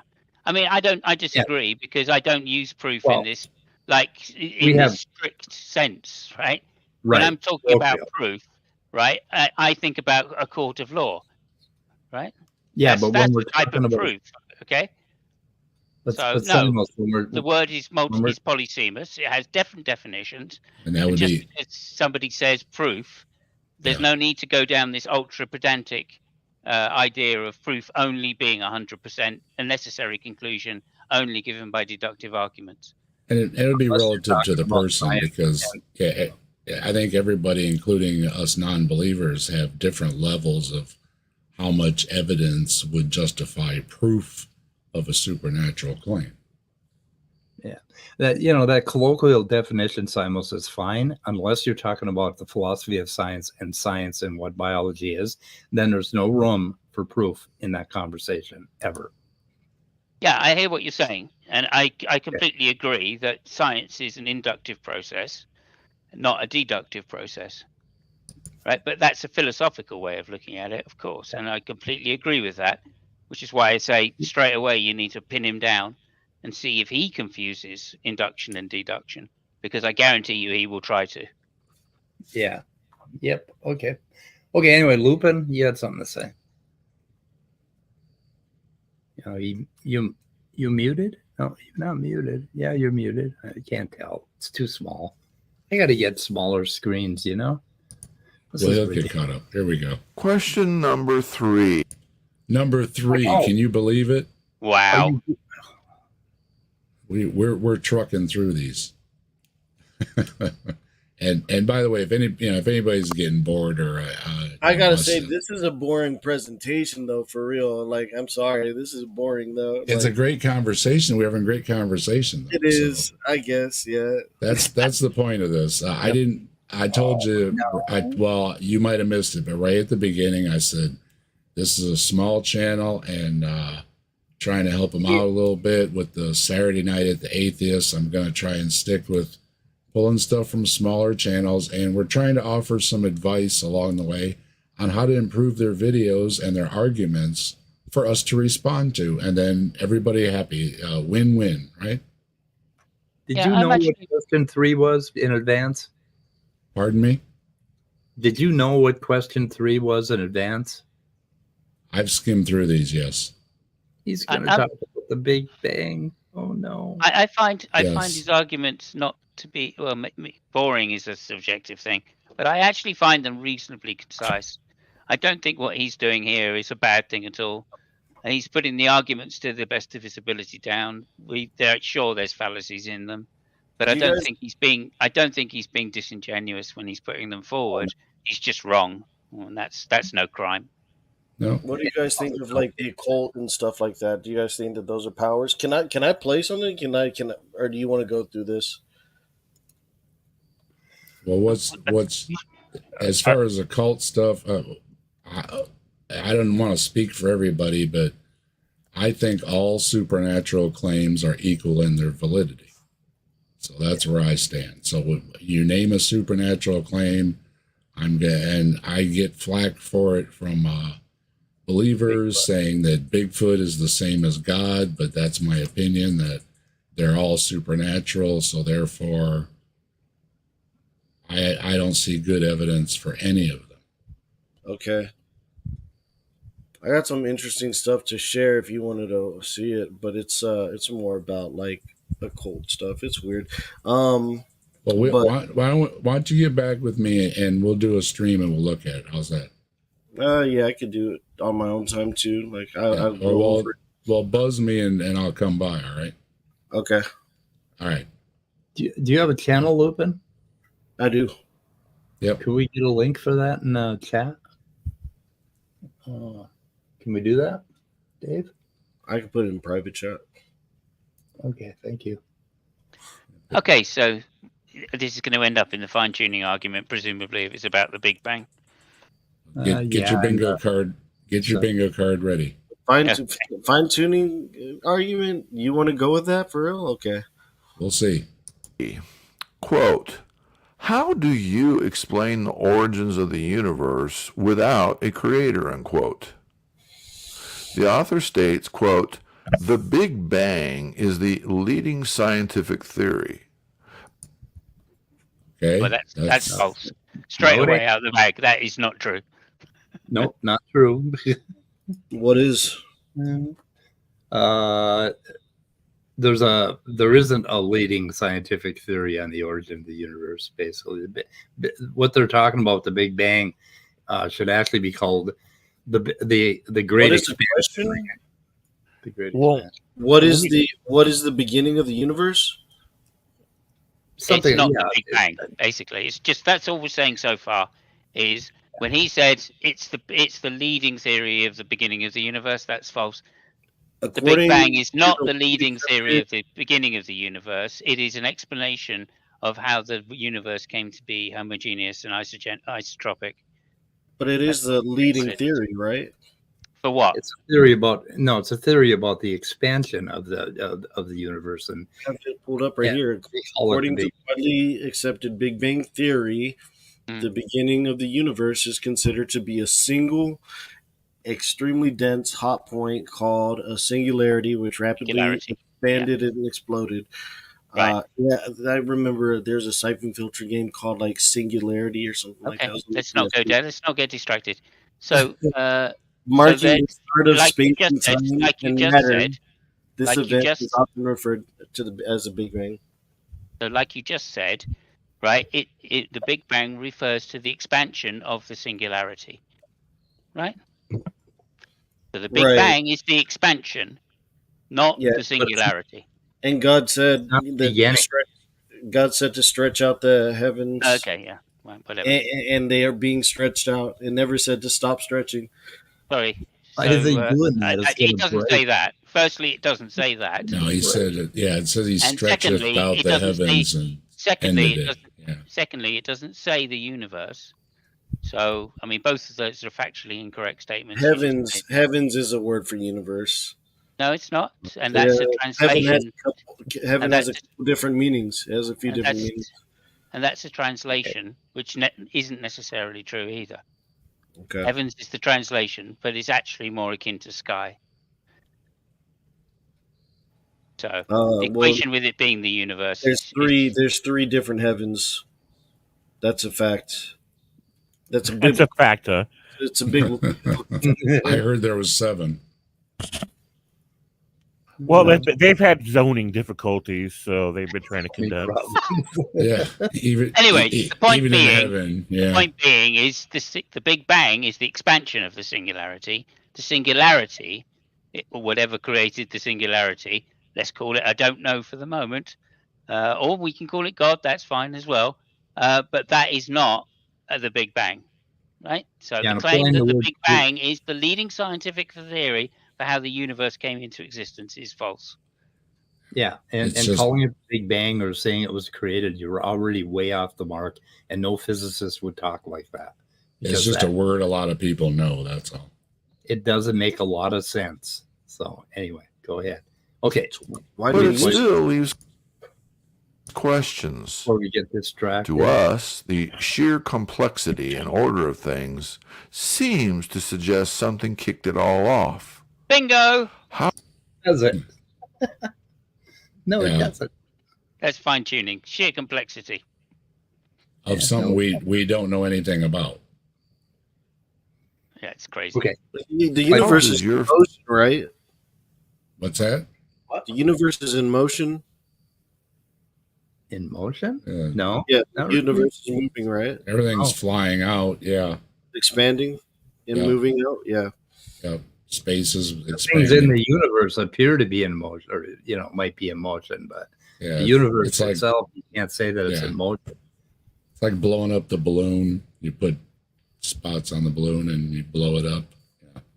Yeah, except we there got- is no outside the balloon. That's the problem. There Right. is no. Well, we're not outside. sure. We're not sure about what's outside or not outside. of it. Exactly. We can't see what's outside, so we That's don't. a good point. Except for Timothy Leary. He's on the outside looking in. And me, remember me? on And Sunday Mike. night. And Mike. Faith That's addressed stone the sour stuff. where does it all come from puzzle.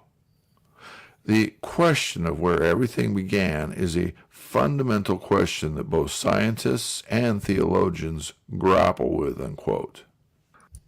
Well, that part's true.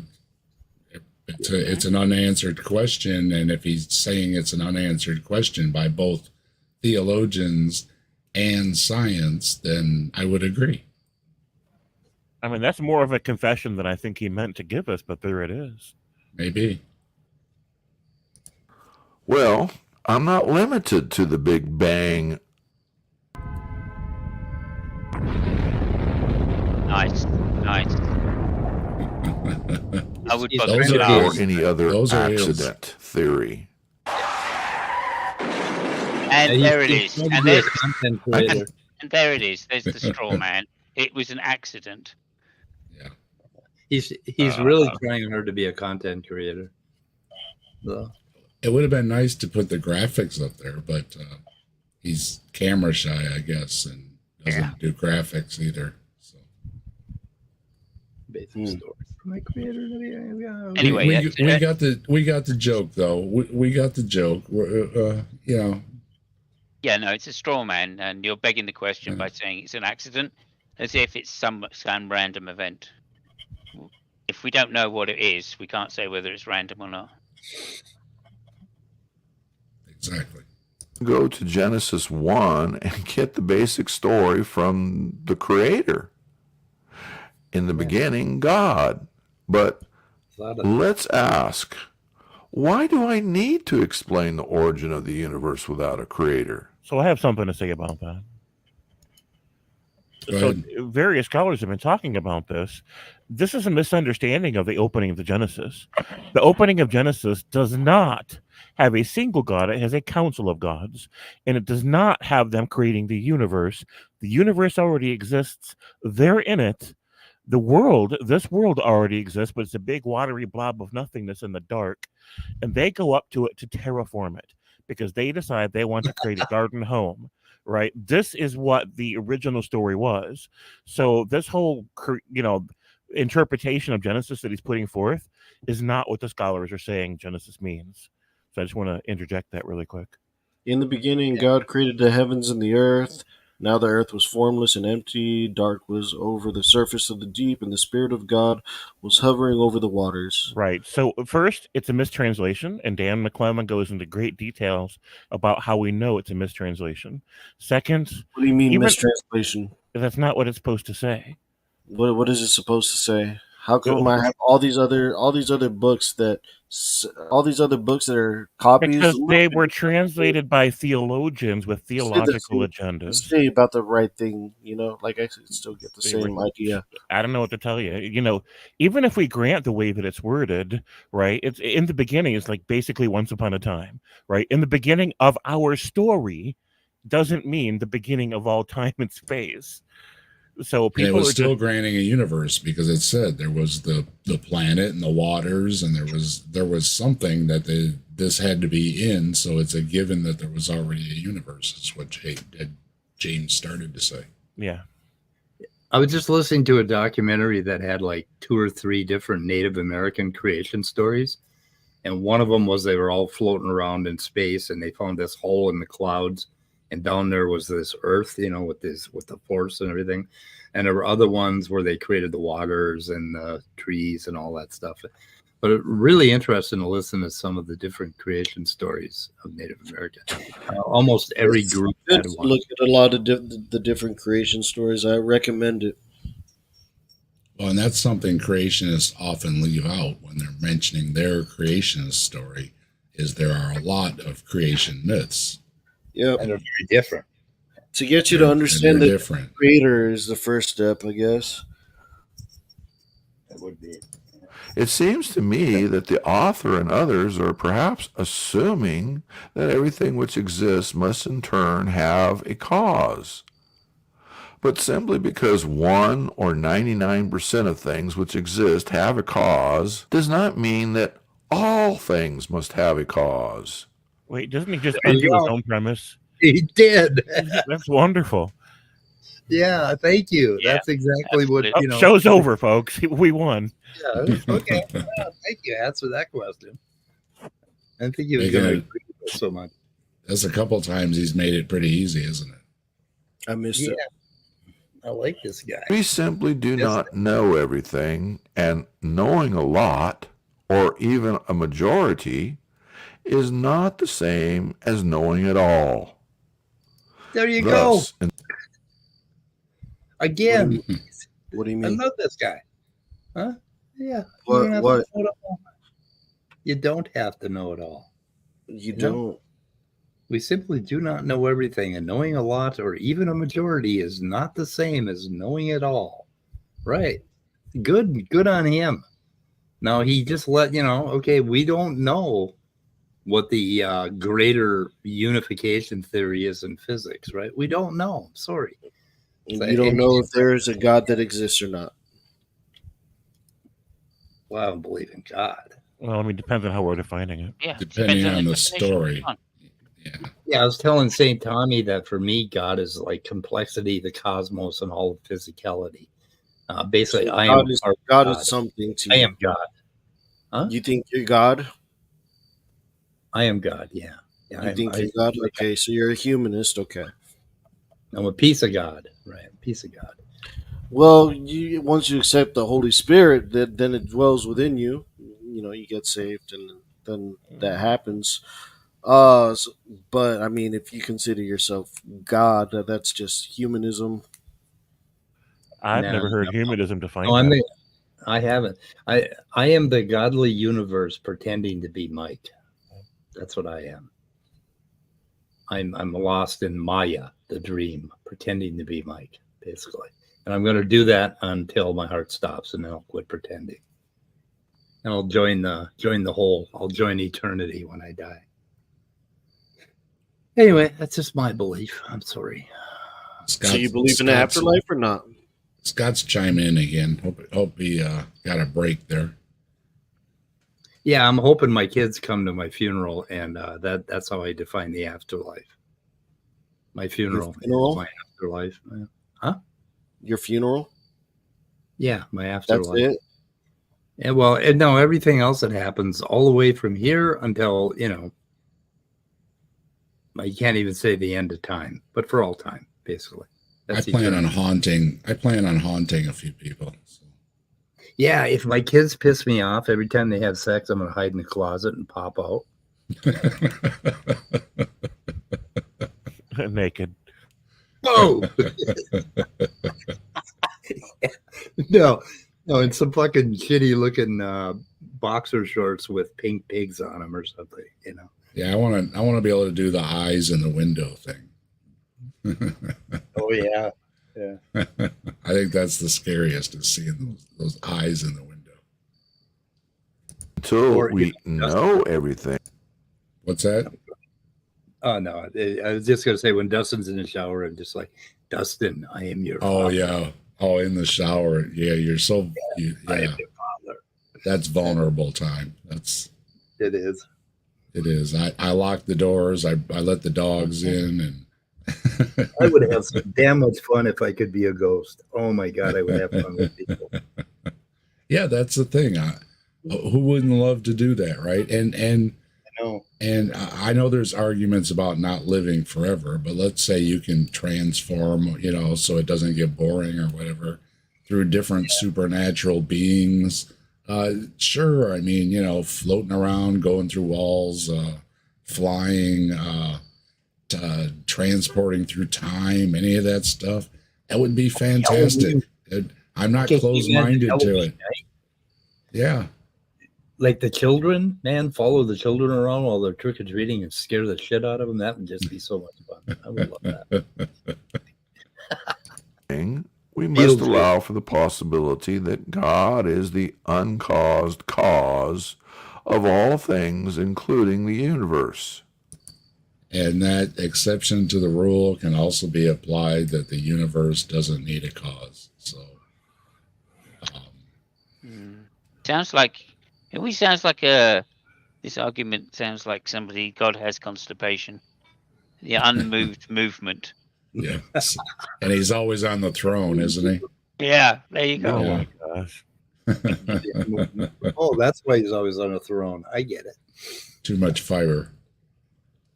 Oh my God, Lupin! But this is another argument that can be applied to anything either way. It's not a winner either way. Imagine that, God looking down at the toilet afterwards, seeing the universe he just made, and said, "What did I eat?" Oh my God. Going better out than in. Yeah, when you're having it's just footstool, so yeah. I don't see it. Like he's one of the issues I would have with him here is that he's not specifying any particular argument. He's just briefly implying that there may be some arguments here or there. The accident, using the word accident, well, quite a lot of people have said, well, it can't be random, so God must have done it, right? That's a black and white fallacy right there. So What are the not a good argument. But he didn't really make that as an argument. He just implied that it was the case. And he's doing the same thing here as well by saying uncaused cause, right? Well, we know that really what he's talking about is one of Aquinas's ways. It's the third way or something, isn't it? So, what is the other option? God created it, or it's all random? that's what he implied, yes. Okay, are there any other options? Of course Yeah, there are. of course there are. Like Yeah. Random is a misunderstanding. Yeah, it could have been, created by Allah, created. it could have been by a Hindu god, or it could have been by any one of the 40,000 other gods, So or it's it could have just Bigfoot. been, It could have been Bigfoot. or it could have always existed, or it could be an Could have infinite always regressive existed. causation, or it could be any number of reasons, any number of. It always existed. Interesting. Even though science doesn't really support that it always existed. Science, Yeah, it does. Perhaps you don't know science very well then. well, science agrees that there was a starting point, the No. singularity, correct? No. See, this is something that William Lane Craig said in the debate with Sean Carroll, Yeah. and to support that, he quoted from that Border Guth, was it Valenkam theorem? Guth Valenkam theorem. Yeah. And so Sean Carroll knew he was going to do that, and so he had Alan Guth pre-record a segment explaining to William Lane Craig that the paper he's citing from, this is one of the guys that wrote it, he completely didn't understand what it was. Right? When they talk about the beginning of the universe, they're talking about the beginning of classical descriptions of the universe. They're talking about the beginning of the process where it took the form that we're familiar with. They're not talking about the beginning of all time and space or the energy itself. Right. So when they're not talking about the beginning, when they're talking about the beginning. Remember that they don't mean it in the same way. No. Remember when we were talking about the Big Bang not being the beginning of the universe? Right? He's assuming that it is still. And when he says, was a process hang on. And when you say the same thing, you're making the same mistake, that the Big Bang is, in fact, the beginning of the universe. That's not what the Borg-Lincoln-Guth theory says. What it says is that if there is a singularity and the universe already exists in some small, dense state, and the Big Bang happened, right, to allow it to become a isotropic and homogeneous universe, then it had then the Big Bang had a beginning, i.e., the expansion happened. All right, and that's just nothing more than saying the obvious, right? It doesn't say anything about the beginning of what caused the singularity, if there in fact is a cause. It might just be a brute fact that singularities appear. I don't know. So There's another option. Do you think that there's a possibility that singularities don't even exist? I don't know what you're talking about now. Right? Do you know for 100% for a fact a singularity exists? I have no idea what the reason, whether it's a brute fact or there is a cause to it. I just don't know that. And a singularity, I mean, could be any size relative to what we are. So we're not, I mean, you're entering territory where it doesn't make sense to think of it as a small point. Well, okay. That's a mathematical description. That's what it's described as. I'm not making it up. That's a mathematical description, and that isn't a physical description. The two things are different. Yeah, but it's only comparison to where we are now. Exactly, basically the size of the thing. Now, like Penrose, I think. Have you ever listened to Penrose's idea? Oh, the singularity is like a big universe, right? And it just keeps over and over again cycling. Yeah.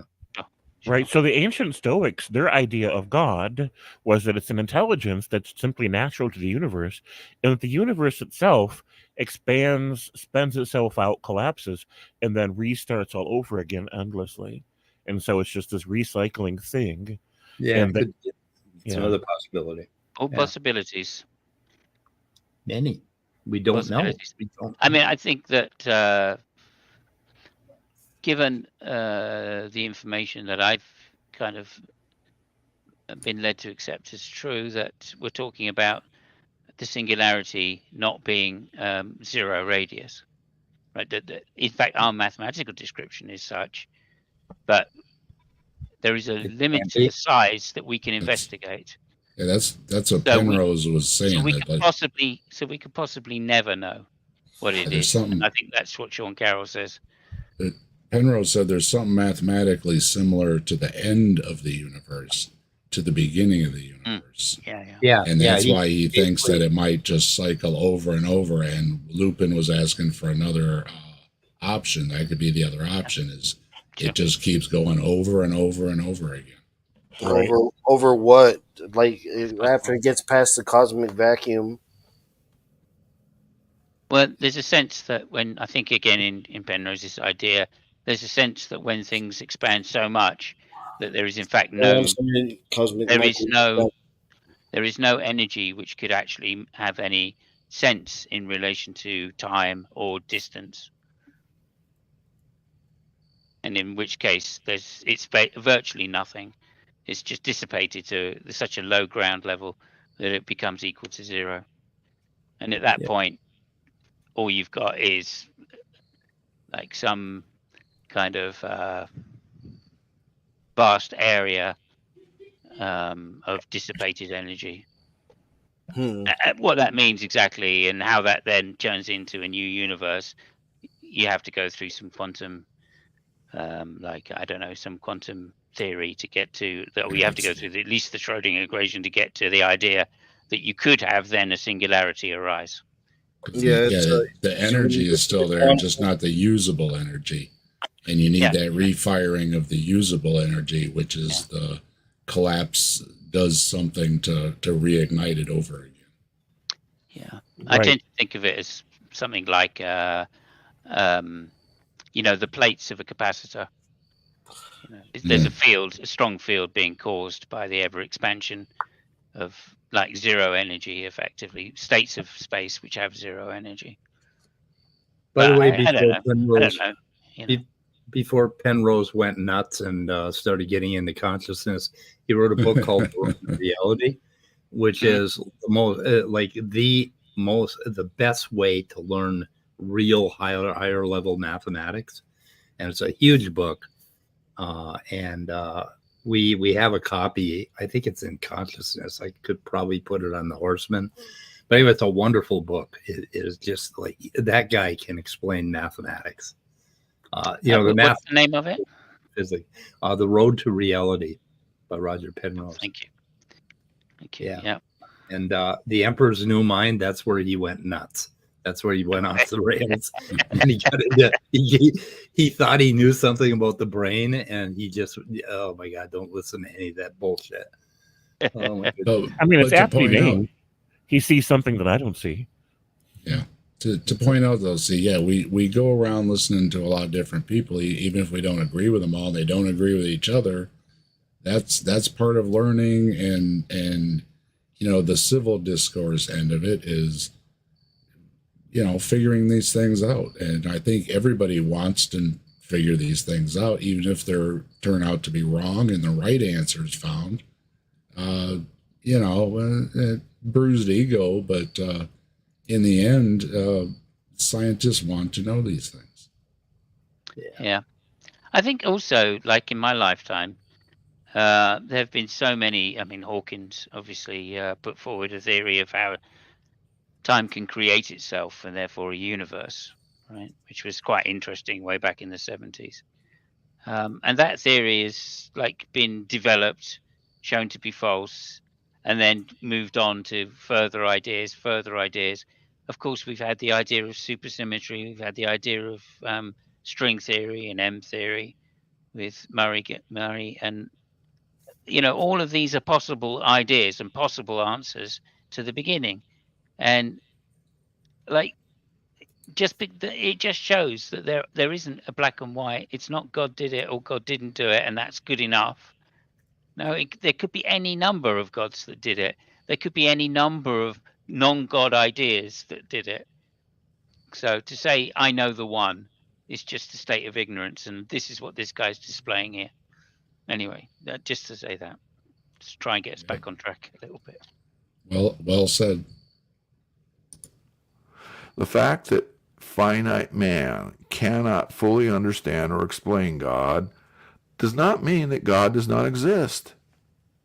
It simply means that an infinite God would, in fact, by definition, be outside the full comprehension of finite man. Okay, stop. So this guy is, oh my God.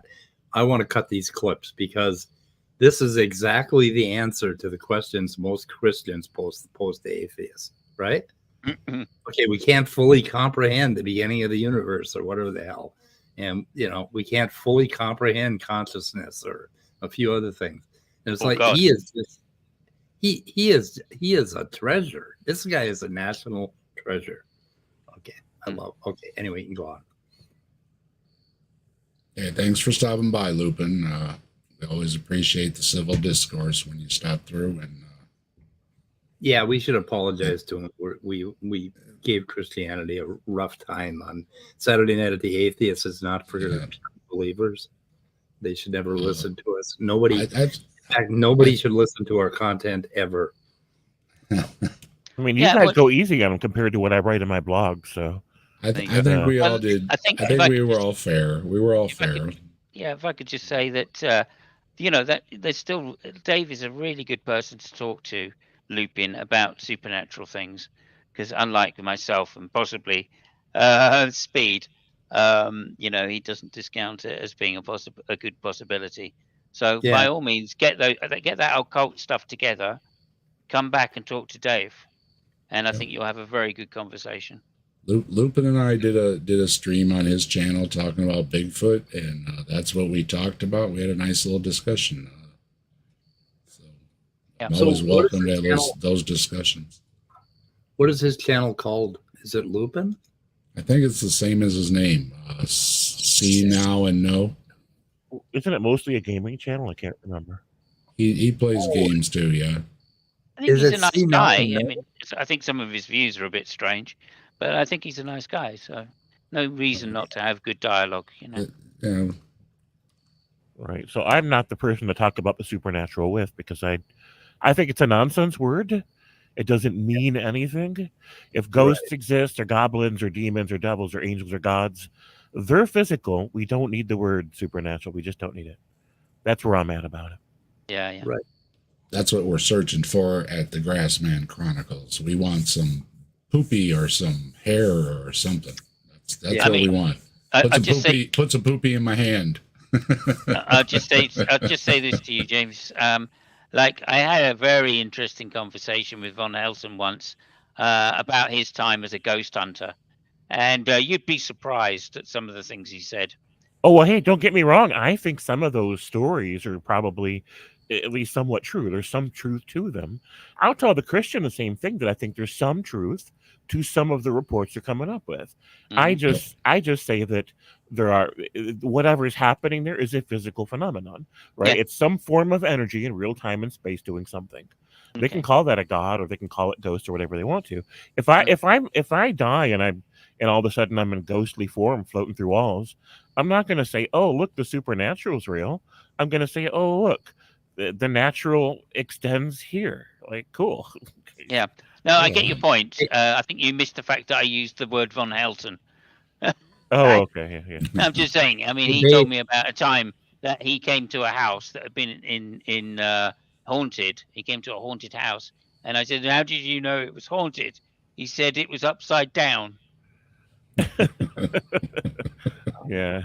Okay. So Dave, okay, mate. Dave, carry on. Dave, you're looking for Bigfoot scat. Is that what you're looking for? I want some dookie. I used to party with this big dude, and I think he could have helped you out.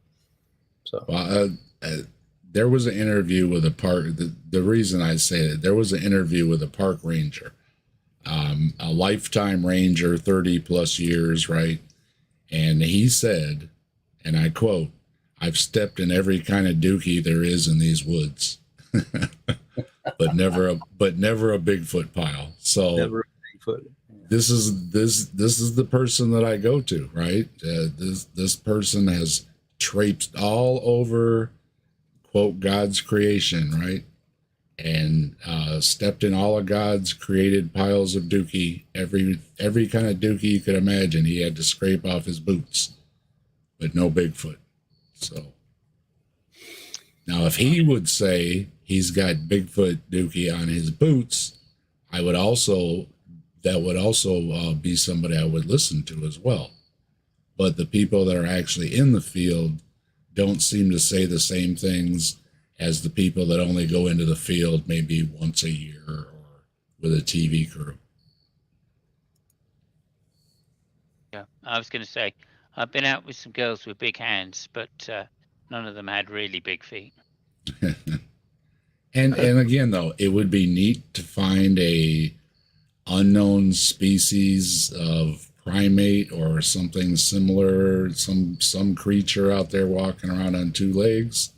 I quote Jane Goodall, famous for working with the chimpanzees, and she said if a cryptid was proven to be real, she would want it to be a Bigfoot. So she has the heart and mind with us other Bigfoot fans that it would be really neat to find a Bigfoot. It would be really neat. So, hello, Missing Mod. Okay. Said this guy is differently, him, so any God What's that? no, go on. Give me more. Give me more. I love Okay, this guy. we got more. which finite man can fully master is no true God at all. You see, with an intelligent creator, God, I don't need to go beyond God, because by God's revelation, there is nothing which precedes God, causes God, or that God is dependent on. God is God, and as God, God is self-contained and without beginning or end, and on whom the entire fabric of creation owes its existence to. He Your just assertion. destroyed the tag argument. Yeah, All but you have isn't- to do is replace God with the universe, and he just destroyed the whole tag argument. And isn't that a circular argument when you say God is God? That is Okay. true. Sortology, yeah. But I mean, if you just replace God or the creator God with universe in every case, you've got an argument against tag, basically. There's nothing beyond it. It just is. There's nothing that caused it. It's self-contained. It's one structure. It's without beginning or end. This is all basically arguments for physicalism. So he just gave me some more gems. Thank you. Well, it's just it's plain assertion. There's no argument there. So, yeah, don't know what to say. It's a form of, well, I don't know. It's just a claim of brute facts. God is a didn't- brute fact, and if brute facts exist, then we can just say the universe is a brute fact. Well, when By we said Occam's razor, that's a simpler explanation. So, Right. When we fight about math, I'm going to get a little more into that with you, probably. So I mean, even that's pretty charitable, because when I hear him talking like that, I picture asking a 5-year-old about their daddy, right? And how big is your daddy? All the way big. How old is your daddy? All the way old. I always picture Conan the Barbarian when they're sitting there talking about my God is in the mountains, and he says, well, my God's the winds, and it's above your God. Yeah. if you'd asked me about my daddy when I was a little boy, I'd have to say all the way drunk. Dave, what you said makes me think of like a rock, paper, and scissor God. Yeah, well, yeah, it's well, of course your God is bigger and better. Isn't that whoever said, oh, geez, your God's sure a lot better than mine. Mine sucks.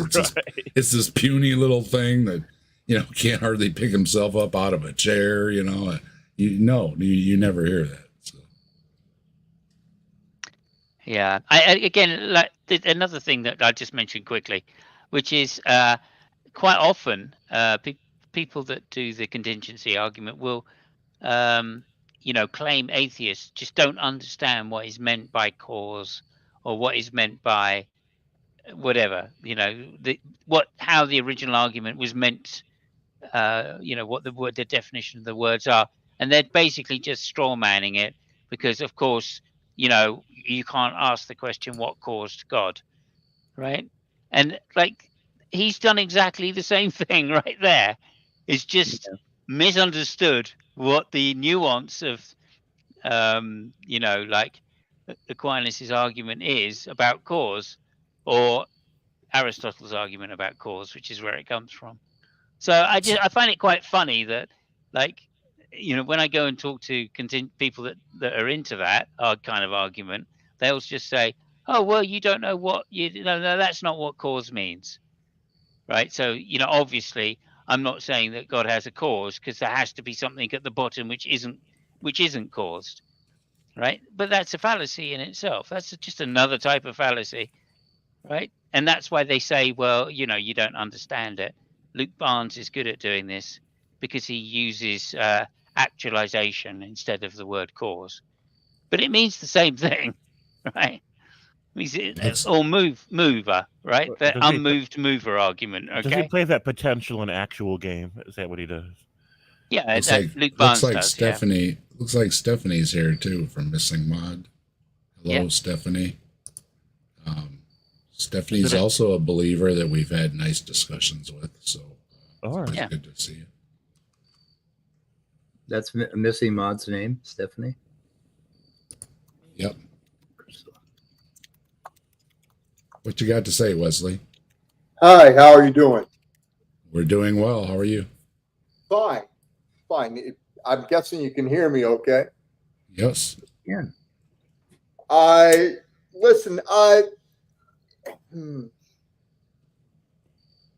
You can't believe what you're hearing, can you?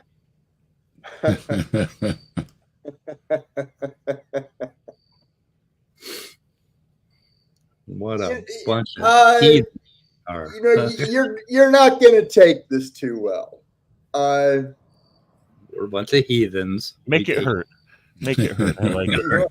Want it to hurt? Sure. Look, Jesus returned, and almost 22 years ago, with all his angels, he poured of his Spirit upon all flesh. The Holy Spirit in your soul is revealed to all of you. A pearl of light in your belly, about this big.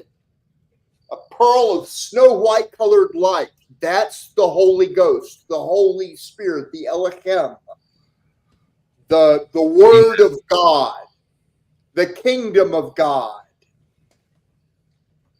That light is the vision of the valley that Jesus told you to tell. He also revealed to you the rest of your soul.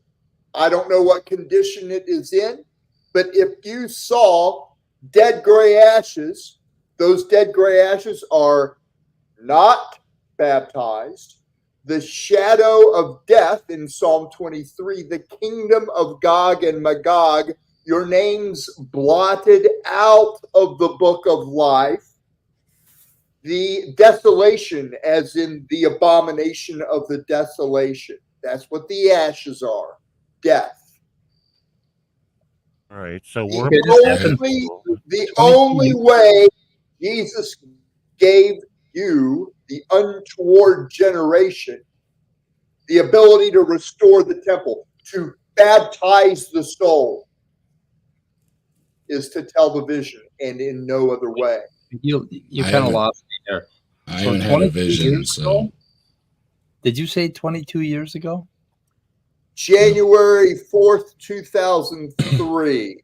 How do you when know he this? said it is time, and Satan emulating said sad and delicious. Well, I'm convinced. Yeah, that was right when I started using cocaine heavily. Well, anyway, that's all I wanted I'm to trying say. to remember. All right, We appreciate the input. that. Okay. Yeah. Great input. All right, let's see what he has to say next year. If we could understand God in his totality, then God would no longer be God.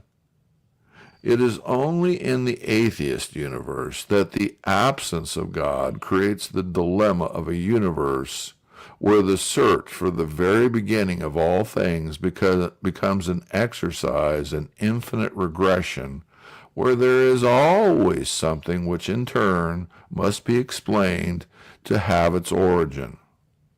Why? Question number 4. Why? Okay, why? Yeah, Why is it that's any different with the universe? yeah. That's Universe just is. that was anticlimactic for the ending there. Oh, question number 4 is coming up. Yeah, he just kind of ended there, kind of on a dud, and rolled right into number 4. I had to hit the button. He made an assertion about atheists have to go through infinite regress to explain everything, but he doesn't. Okay. Not the way modern physics works, or not the way it's going to work out when we do have a theory for unification. So I think we will someday. Anyway, question number 4 coming up. Number 4. Quote, why are there so many different religions and interpretations of God, unquote? Good question. If there was a God, shouldn't there only be one interpretation, one book, all through all cultures? If God is truly speaking to them, why isn't it the same? Because he's a really bad communicator. Still using a pager or something. Well, isn't that kind of what happened with like the very beginnings of the Old Testament, with the Yahweh being the thunder god, and he kind of kicked all the other gods' asses and emerged as the one true? The pantheon of gods, and there can be only one. I did notice a rise in atheism when people started using ad blocker. So it could be that we're just not getting his messages. That could be it. Isn't that what Simos asked for when he first came on? Was where's the Jesus.com or something like that? Oh yeah. His OnlyFans. Oh, the OnlyFans. Oh, okay. Here we go. The author states, quote, if there's one all-knowing, all-powerful God, wouldn't the message be more consistent? Yep, that's a good question. It should be. It would seem that if there's only one God, as the claim is, and that same God is talking to everybody, they should all have the same stories, but they don't. So I can't see how he's going to resolve that problem except to blame the humans. That you all got the same message, and because you guys are rebellious, you're refusing to hear the message correctly. Right? Not God's fault. 30 some thousand different sects of Christianity. Right. So the Jehovah's Witnesses are rebellious, the deists are rebellious, the Hindus are rebellious. I'm right. Everybody else denomination is wrong. Yeah. All the different religions and sects make it seem kind of subjective. How do you navigate that within your own faith? The vastness and diversity of religions across the world can be a confusing and challenging topic for non-believers to understand, unquote. Once again, another straw man argument. No. Wait, what's being straw manned? Yeah, let's see. I'm not sure. I'm not sure it was even an argument. Check the text, Mike. Is there a straw man? It's not an argument. It's just a question that people have. Like, they notice a thing, and they're like, "How does this make sense?" That's not even an. Yeah, it's not an argument. It's no, simply, it's not an argument. Yeah. Well, he said, if there's one all-knowing, all-powerful God, wouldn't the message be more consistent? All the different religions and sects make it seem kind of subjective. How do you navigate that within your own faith? And the vastness and diversity of religions across the world can be confusing and challenging topic for non-believers to understand. End quote. That's not an argument. That's just a question. No, not really.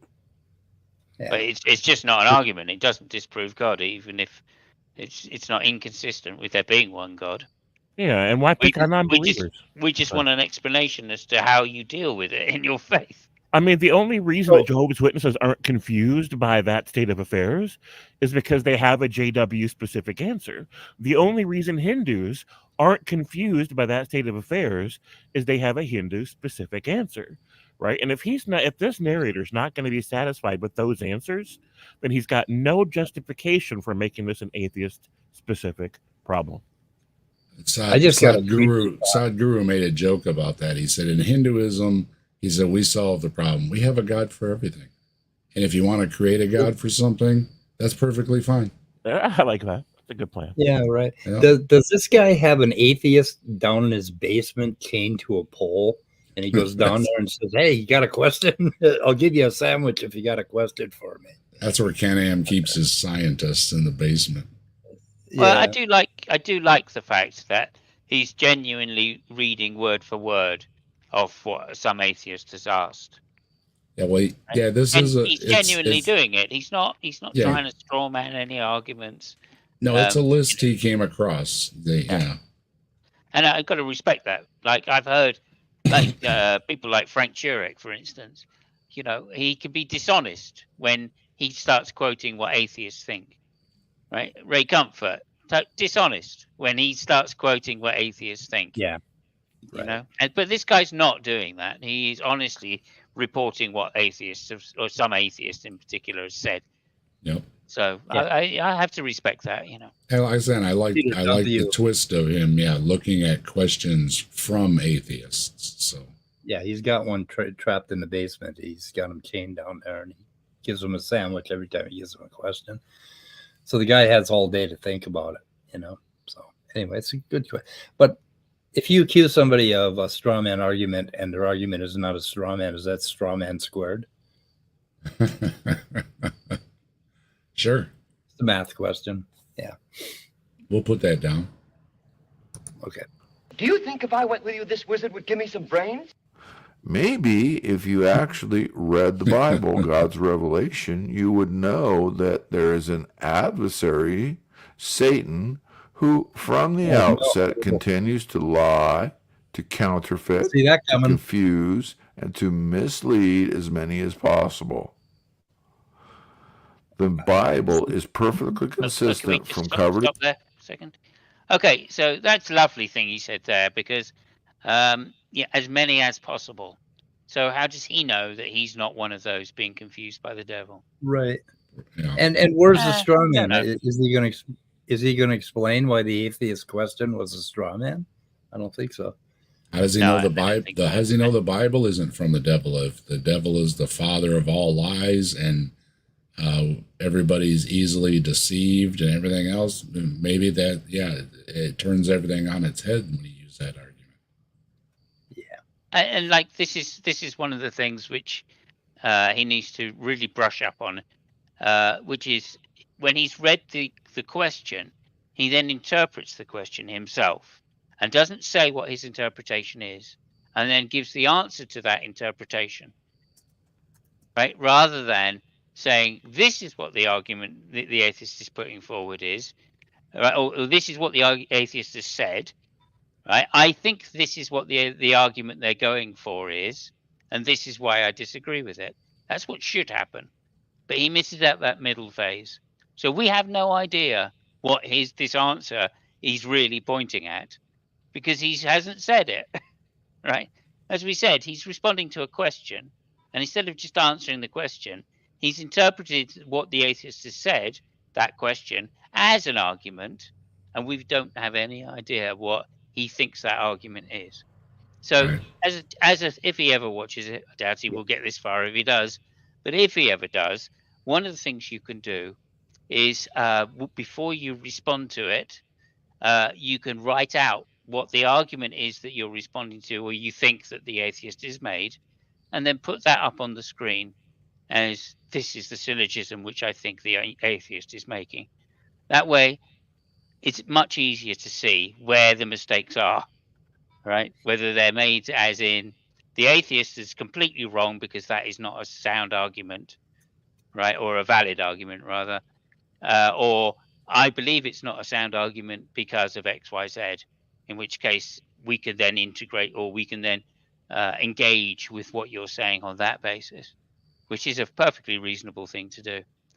So I'm just saying that's a possible way you could improve dramatically all of this presentation. And put the graphics up with the sound effects, because it kind of blends in, and he doesn't have the volume up quite as high on the sound effects. And I'm getting the joke, but I don't think a lot of people would get it. You could put the video clip up, and it would be a lot funnier, I think. Yeah. That's what I do, anyways. So, okay, Cover using the correct biblical world and life view. The Bible reveals that Satan, as well as man's nature of sin, is to deny God, to reinterpret God, or to invent false gods whom man can worship. Now, why are we made in God's image to deny God and do everything against God? Why, this again, of course, he's going to blame it on sin or Satan or whatever, but it seems that it's God's intent to make something to not believe in it. Isn't that what he's saying? Satan's pretty goddamn busy. He's well, okay, I'm reading ahead. 10, or Satan's more powerful. Yeah. He created 10,000 false gods. He's a busy dude. Wow.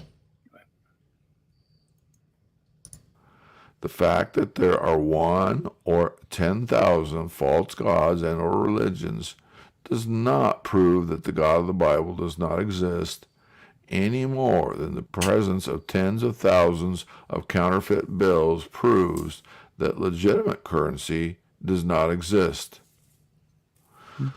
And wrong, because legitimate currency does exist. You don't have a legitimate God that exists to compare it to, other than you just believe you do. Also, if it's counterfeit currency, by definition, the currency must exist in order for it to be counterfeited. Right. There you go. That one's pretty bad. Sorry. We're trying to help here. Scratch that one. That one's not a good one. Notice that the confusions, changes, revisions, and various competing theories which exist sometimes in science never are said to disprove that science is false or unreliable. No, science disproves itself, and peer review is part of that, and a lot of things have been disproven in science, and that's not a bad thing, because then these things don't work to solve whatever problem you're trying to solve, and it adds to the body of knowledge. Failures are part of science. Also, I should just point out that what I meant by saying what I said about currency just means that you're committing a fallacy of false analogy. That's all. Yeah. It's not analogous to say counterfeit currency and currency exists, therefore it's the same as false religions and true gods. That's a false analogy. Right. It'd be a better analogy to say the fact that there are 1 or 10,000 fairy tales does not prove that the fairy tale that I'm talking about does not exist any more than the presence of tens of thousands of counterfeit bills. Yeah, whatever. So, well, no, that still wouldn't work, would it? It's the currency thing is just a complete false analogy. Yeah. There's nothing analogous about the situation that he's trying to apply it to. Right. Because there are real bills, and we know it. It's just wrong. Yeah. Okay. We are always careful to point out that individuals may have varying opinions, but science itself is pure.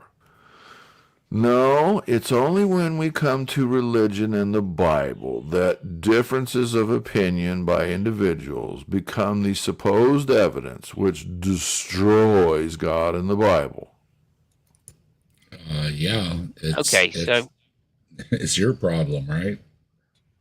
Yeah, to a degree, it doesn't destroy it, right? Because by destroy, he means makes it 100% false, right? But it is evidence, right, that the claims within these individual religions aren't true, right? It's more likely, by Hume's definition, right? Like he believes that only one is true, and yet there is 10,000 which he says are not true, right?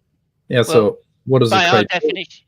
definition, then, right? If 10,000 of them are not true, then it's likely that the 10,001 is also not true, right? Right. Otherwise, or you're the just story. special. Yeah. Otherwise, you're just special pleading.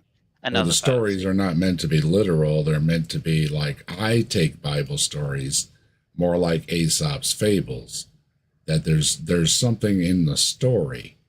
It doesn't matter that animals talk when animals don't talk.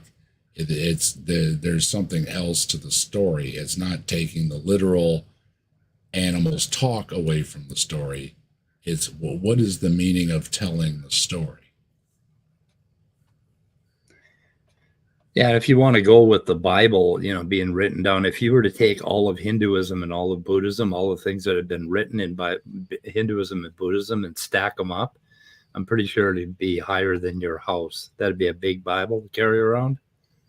So why not Hinduism? Why not Buddhism? I don't know. I don't see that. And why not Islam? I hear their hell is a little scarier. So Is it really? What do they yeah, do to you you? know, They make you go to the Middle East? with no air conditioning and no deodorant, Right. no, Yeah. no water, and no you just sit in the desert. Well, Make that's you live in that's damn hell, isn't it? You just roast forever with no nothing to quench your thirst, et cetera, et cetera. That's hell, isn't it? I don't know. I've never understood how a hell could be different, or how there could be different levels, the same way I can't understand different levels of heaven or paradise or anything else. That well, you're on the wrong side of the tracks in heaven, right? It doesn't make any sense. Heaven is heaven, right? Well, no, you've got this level and this level. Oh, now wait a minute. No, heaven. It's heaven. You can't have a better heaven, right? Isn't that that doesn't make any sense logically, right? Heaven is heaven. You can't have a better heaven, right?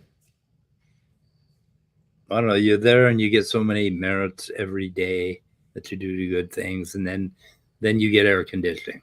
Okay, and Put then the stickers in the book, the stamps in the book. Stamps in the book, right? On the other hand, and it's infinite. On the other hand, it does make sense as myth, because there are certain types of people that once you've controlled them by threatening them with God, that you need to make slightly more propitiations to, in order to get that particular group some special access, which gives you advantages with manipulating those. So obviously the priests need to have a different level of thing in order for them to be dominated by the king, for instance. And I think that system of having competing authorities within a society, it makes perfect sense to say that there are different types of heaven for different people. Speaking of the king, are you going to vote for Trump, Simos? Well, I would love to vote for Trump, just to piss people off, but I don't get to vote, of course. You don't get to vote. So is the rest of the world here with us? I mean, is the rest of the world a little bit worried about us right now, this election? No, we don't worry about Trump. Oh, you should. No, we shouldn't. Oh, I don't know. We don't have to worry about Trump. He does all right on foreign policy. Yeah. Well, who knows what he's going to come up with? Well, he's already planning to give half of Ukraine to Putin. Exactly. So he's going to sort out some European issues, and that's fine. Yeah, fine. I don't think any of us in Europe like being at war, like a big war in the Ukraine, particularly. Yeah. Not that it particularly matters, because it's Eastern Europe anyway, and here I am in Western Europe. The only problem is the gas. You see, if Trump gets in, the chances are that gas prices will fall in Europe. So, Yeah. there you So go. Geez, so you're hoping? Damn it. Damn it. I don't care. I really don't care. Well, I gave Scott, up worrying about the American economy, the American presidency, like Okay. years ago when you elected Reagan, Right. and then Reagan. what really did it was Clinton. When you voted Clinton in, I was like, well, they are a bunch of fucking idiots. Peanut guy. Yeah. Anyway. well, Scott, you're in Texas. You get free gas and oil, don't you? Free gas, yeah. Just well. Isn't it just coming up right up out of your faucets and everything down there? Yeah, we have a spigot out in the backyard and free gas all the time. Yeah, and absolutely reliable electricity too. That just never goes bad in the winter. Never. Well, yeah, absolutely. Although, that one winter it was bad, but for us, it only went out once or twice when it was cold. Yeah, my brother had to move out of his house for 3 weeks because it froze solid. Are you ready for some more? Hello, Scott. In by the the way, end, the Bible Really good. reveals. Hey, James. Lord, Hey, Sorry Dave, about of that. course. Thank you for having me, Dave. hey, good that you could stop by, Scott. And predicts confusion and heresy on earth as a natural result of man's sin and rebellion. Oh my gosh, So, hold on for a second. Doesn't that that cadence sound like Taco? What's his name? Breakfast Tacos. Doesn't that sound like him slowed really down? Yeah. Yeah, a Either little that bit. or he's like the alternate personality for the barely bearable atheist. It's like Jim Bob. one part of his brain is the barely bearable atheist, and the other part is Pastor Yeshua. Either way, Yeah, it's weird. That's I love Taco when he what's the word? It accentuates or Yeah, yeah. he accentuates Jim these all Bob. little syllables. Come on, Jim Bob. Yeah, go check out Breakfast Tacos. Great content over there. Oh, no. You want to know why? Again, simply look in the mirror. Mirror, mirror on the wall, I'm the one who caused the fall. It's not an argument. If you want to, It's just not an argument. He can say it as many times as he likes, but looking in the mirror is not an argument. Go ahead. He's starting to repeatedly use that. know what the resolution is, you can likewise read the same Bible, which reveals that God will eventually remove all sin and rebellion and cast those responsible who reject Christ into the lake of fire. Blah. Oh shit. There you are. There you go, James. You were saying it earlier. Someday, right? Remind me what I said. The promise of someday. Someday it's going to be great. Someday there's going to be heaven. Someday. You just wait. Right. Someday you'll wake up in hell and know I was right. And I love how if I don't embrace Christianity, I become the reason why all these thousands of years of human history have sucked. Yeah. Like, Right. How does that work? It's your fault, James. Yeah. Ken, I knew it. Ken James, Ham. really, all along, I kind of thought it was you. So thanks a lot, man. Thanks a lot. Yeah, you're welcome. What are you gonna do? That's a Ken Ham specialty too. He blames everything. He says, "Yeah, look in the mirror. It's your fault. It's your fault. All these things you're blaming God for, no matter what the question is, it's your fault." Right? Well, I'm that's prepared to. always been a trope, like in evangelical Pentecostal circles. One form of sermon is to say your sins. It was your sins that Christ died for. And just try to really give you this intense, almost like you're in a room being interrogated, kind of guilt trip to get you to confess Christ or whatever. Emotional blackmail. Yes, it's emotional blackmail. We recognize it now. It's all part of the whole gaslighting simplex, I guess you would call it. Emotional damage. Yeah. I have a special. I have a What if you special. realize I how have, emotionally? Oh, go ahead. sorry, Mike. Go ahead, Mike. No, go ahead. Oh, why don't they see how emotionally sick this philosophy is? This whole Christian thing. I mean, child service should be called. Dogma. Simple as. It's indoctrination. Yeah. If they were to admit that it's sick, they would be admitting that they themselves are sick, without redemption. And in some they ways, they can't take the pain. But let me just say this. I have a special thing which I'm going to do when I get to the gates, the pearly gates. I'm just going to turn around and go, it's not my fault. It's all Matt Dillahunty's fault. Yeah. Hey, Stephanie's dropping off. I just want to say she's down in Florida, and I hope everything's okay for you. Oh, down man. there. Oh, yeah, of course, yeah. I thought she was in Texas, but I hope you're okay, too. Question number 5. Oh, boy. I can't wait. Quote, don't you think morality can exist without religion, unquote? The author states, quote, many atheists live totally ethical lives, guided by compassion and empathy, not fear of punishment or hope of heaven. Really? I don't agree with that at all. I think he pretty much believes in heaven and hell as punishment.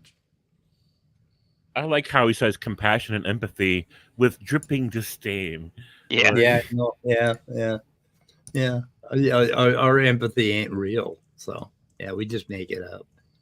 Okay, I'm dying to see the next part.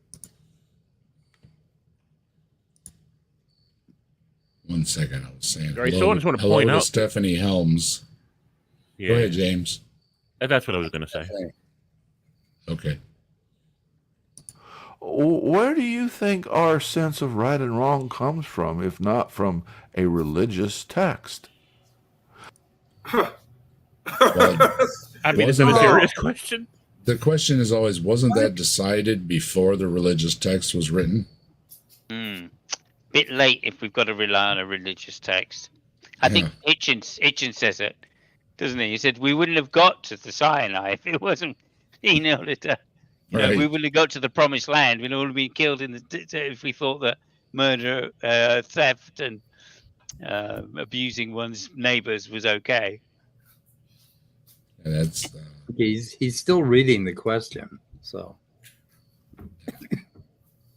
Many atheists believe a strong moral foundation can be developed through secular means, emphasizing human empathy and societal well-being, unquote. Yeah. Societal well-being is a good thing, right? Yeah. Societal well-being, the well-being of as many people as possible. Staying out of the way when your beliefs and your practices step on somebody else's beliefs and practices, within reason, of course. And I'll grant that, religions do a lot of charity work, but that doesn't mean that a secular society cannot help people out for the betterment of everybody with social programs that are proven to work. You give somebody a hand up and everything works out better for them statistically. And then you have a productive member of society paying in instead of the opposite, which is what everybody wants in the end, because everybody wins. It's a win-win. Everybody does better. The society as a whole does better. Everybody is, getting the potholes fixed in their street, right? It's all W's. I don't see what the problem is with wanting a better society for everybody. Well, wait till you get to his answer. Yeah, it's even worse than that, because like Hitchens saying, we would not have got to the point where we could write the Bible down if these things hadn't been innate in humans, right? Right. There Yeah, is no no. way we would have made it through the millions of years, or the hundreds of tens of thousands of years at least, if not hundreds of thousands of years of early human evolution, unless we treated each other as a part of the same species and had empathy for each other. Right? So the very moral standings, right, which the Bible calls upon, are an absolute necessity for the very nature of human beings in order to get to a situation where we could make up gods. Just, I mean, it beggars me beyond belief that they can't understand that, you know, the struggles which the human species had to go through in order just to get to the state where they could build villages of, you know, whatever, 50, 60 people, right, or 1,000 people, let alone the 100,000 people that the Mesopotamians, you know, cities had, right? And we're still not even at the date when the Bible was written, right? It beggars belief that they can think that the Bible is the first statement of these facts. It's incredible to me. Right, Yeah, I had that's a this great point. conversation with Cy. What's his name again? Ken Bruggencake. Yeah. He said on Rebecca's channel a couple years ago that the very first time that any human ever uttered the words or proposed the concept of actually caring about other people was when Jesus said the stuff that he said in the New Testament Oh my stories. God. And I'm like, you can't honestly believe that. It just blows my mind. Well, just remember, if you vote in these MAGA Republicans and their Christian theocracy, that's what kids are going to be taught. Yeah. One of the things that kind of demonstrates this for me, anyway, is the idea that tribes, you know, will eventually, if they keep breeding within themselves, will eventually breed themselves out of existence. So it's absolutely necessary, and it's absolutely physically necessary for tribes to swap members, adjacent tribes at least, to swap members in order to prolong the length of the or the subsistence of the tribes themselves. Without new DNA being injected into these tribes, they would literally breed themselves out of existence. Right. I think that was the Right? first time anybody ever said, "Take my wife, please." Yeah, well, take my daughter. You know, I need something. I need some food. I need this, whatever. We're going to have some kind of alliance or a bond. You look after that end of the valley. I'll look after this end of the valley. And please take my daughter, marry him to your son. You know what I mean? We were Or discussing that have a earlier. baby. It wasn't hard to figure out that the interbreeding was bad. So Yeah, absolutely. Yeah, they knew it was bad.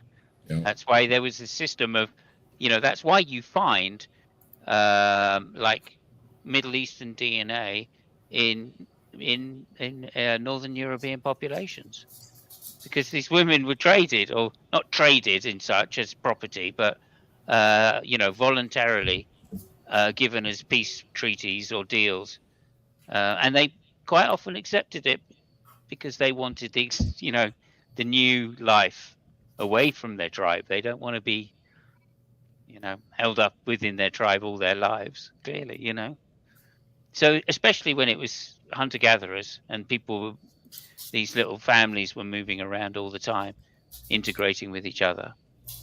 Right? As soon as a woman became of age, it would have been dangerous to keep her in the tribe. You know? So yeah, like I don't understand this whole idea of morality couldn't have existed. It had to exist in order to get our human species up and running. I've heard the argument, you know, especially from my favorite Ken Ham, that we didn't know any better until the Bible, like we're saying. And it's like, no, we pretty much had it figured out a long time ago that you need a genetic mix, or things go bad real quick. Yeah, think about all the animal experiments too, where animals demonstrate compassion, empathy, you know, looking out for other creatures within their type. And just imagine seeing that as a scientist and saying, All right, who's been witnessing about Jesus to the monkeys? Yeah. Who did it? You ruined the experiment. Gosh, somebody's But always got that's- to ruin it. That's a really good point, James, because like the domestication of dogs, they must have seen that, you know, brother and sister dogs weren't as viable as trading dog species, and Mhm. they must have seen that. They must have seen that. Yeah. Well, one of the Muslim apologists was using mentions in the Quran about bees. And again, beekeeping goes back thousands of years before any of these religions were written down. So it wasn't new that what bees were doing in the flowers and what they were doing back at their hive, and that if you brought the hive closer to your place of living, you didn't have to go so far to get the honey. And ta-da, you've got beekeepers long time ago figured these things out before the book explained it to them. Yeah, and also worth mentioning as well that honey was such an important substance that it was traded for large distances because it made alcohol. The first forms of alcohol were honey. Very important. Based. Yeah. Even better to have it close by instead of having to go look through the woods all the time to find a So Dave, hive somewhere. Stephanie answered the biggest question I have about this guy, why he puts a period after every letter in pastor, and she came up with asinine shit talk on religion. So we gotta thank her for that. So Yeah, there might, like I said, excuse me, like I said earlier, there might be an explanation in his intro.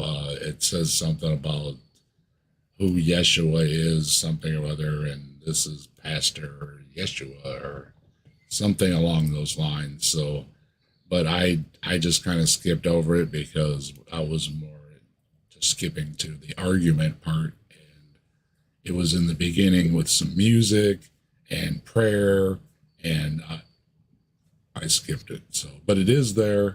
You can go see it. I'll put a link in the description when we're done here. And speaking of, I think we got about 20 minutes here, and we're gonna wrap things up. right, I previewed his argument, and man, this one is a doozy. Okay, go ahead. Okay. All right, we'll go along here for about 20 more minutes, and then wrap things up for the evening.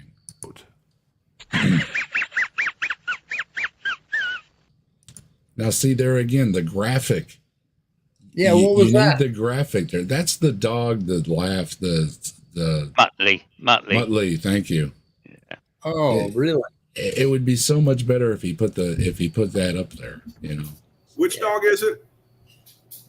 Muttley. Muttley from Penelope Pit Stop, and yes. That's an old reference. Wow. Constantly racing or Yeah, something. it's so old. I didn't want to admit that I knew it. I guess I shouldn't have, but yeah, I get what it is, but you know, a lot of people aren't gonna. And again, some of these things slip in, and you know, I don't know why he's not putting the graphic up. I think they would just as easily put the graphic in. So if I was a Gen Z, I'd say it's because he's a boomer. For the first time. He's editing in the audio part there. He could have just left the whole clip because he's probably getting it. Well, maybe he's just downloading audio clips, but you could get this with the video. So Perils of Penelope Pit Stop and the Dastardly and Muttley in their flying machines. Oh my goodness. I got to check this out. I didn't know about this. Oh, Saturday mornings. I was really young and could barely remember what it was about. You know, it was I guess it was a Hanna-Barbera cartoon. Warner Brothers. Warner Brothers. I was in my post cartoon stage at that point, I think. So I'm older than this thing. They were in the big racing cartoon things too. Remember when everybody was all the different cartoon characters were racing against each other? Now. I hadn't thought about that until you just mentioned it. Yeah, Tons of Mice says I'm old. It's like, yeah, thanks. Yeah. There was a film called something Monte Carlo or Bust, I think it was called. Let me just look it up. Yeah, Monte Carlo or bust. Let me just check it out here. Yep, that's it. And it's got Dudley Moore in it. Uh, Oh, great. Those daring young men in their jaunty jalopies or something. It's got loads of famous people in it. Tony Curtis and like loads of people. And it's what the cartoon is based on. I'm almost certain because it's very, very similar. Anyway, check it out if you can. Monte Carlo or bust. It's quite funny. Terry Thomas is in it. Oh, the brilliant Terry Thomas. everybody got Sorry. that? Go ahead. Oh yeah, I've got a link to it, possibly. Well, no, Just making sure everybody heard you. Okay.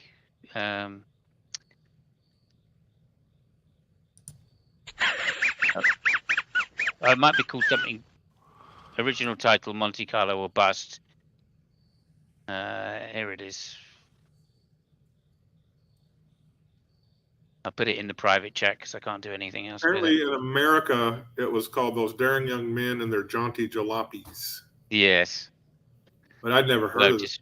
What I've just read. Oh, I'm That's sorry. a play off of those daring young men and their flying machines. I give full credit to Simus. I'm just kind of slow tonight. That looks interesting. Reminds me of what's the Cannonball Run? Yeah, exactly. Yeah, exactly. there There used to be something called the Monte Carlo Rally, and it was like a really early race. So it was 1900s, whatever, 1920s or something. Yeah, 1911 to the 1920s. I dropped it in the chat. Well, interesting. I'm gonna have to. It's a fun film. It is old. It's definitely dated, but Terry Thomas is a really, he's a classic British actor from the day back in the day, and Anyway. Hey Dave, we're almost at the end. We could do this. Just okay, I'm going to shut up. We just have to listen to half of his argument because I think you got to let him roll for a while here. So. Okay. Sure. And how many judges do you know who take careful deliberation to render a verdict, and then, as soon as giving that verdict, they immediately proceed to argue with themselves and tell themselves how wrong and absent of common sense they are? How many kings conduct a personal coup against their own throne? How many people go to trial for a crime and are allowed to be their own prosecution, defense, jury, and judge? Of what value is it when you use your own opinion to determine if your opinion is valid? This is the problem. When you are defining your own terms, when you are writing your own dictionary and placing yourself as the Supreme Court in charge of ratifying what is correct and what is not, then yes, there is no surprise when your opinion is valid. So who wants to go first on this? Well, I would just say a society isn't just one person. One person is a dictator or supreme leader in the sky. Go ahead, James. He's not really solving any problems, is he? Because you have all these billions of people who arbitrarily picked Christianity, mostly because that's what they were given to by their parents, and they can't agree on what God's moral standards even are. Because, again, no two people have ever read the same book. They have to subjectively decide that there even is a God, that the Bible makes sense, right? They don't go to a Christian church to ask, should I believe in the Bible? They first decide for themselves, should I be considering the Bible? And then they ask the church, is this true, right? They're assuming that there's some truth there. Please make it make sense to me. And unless they were raised in it. But he's not solving any problems.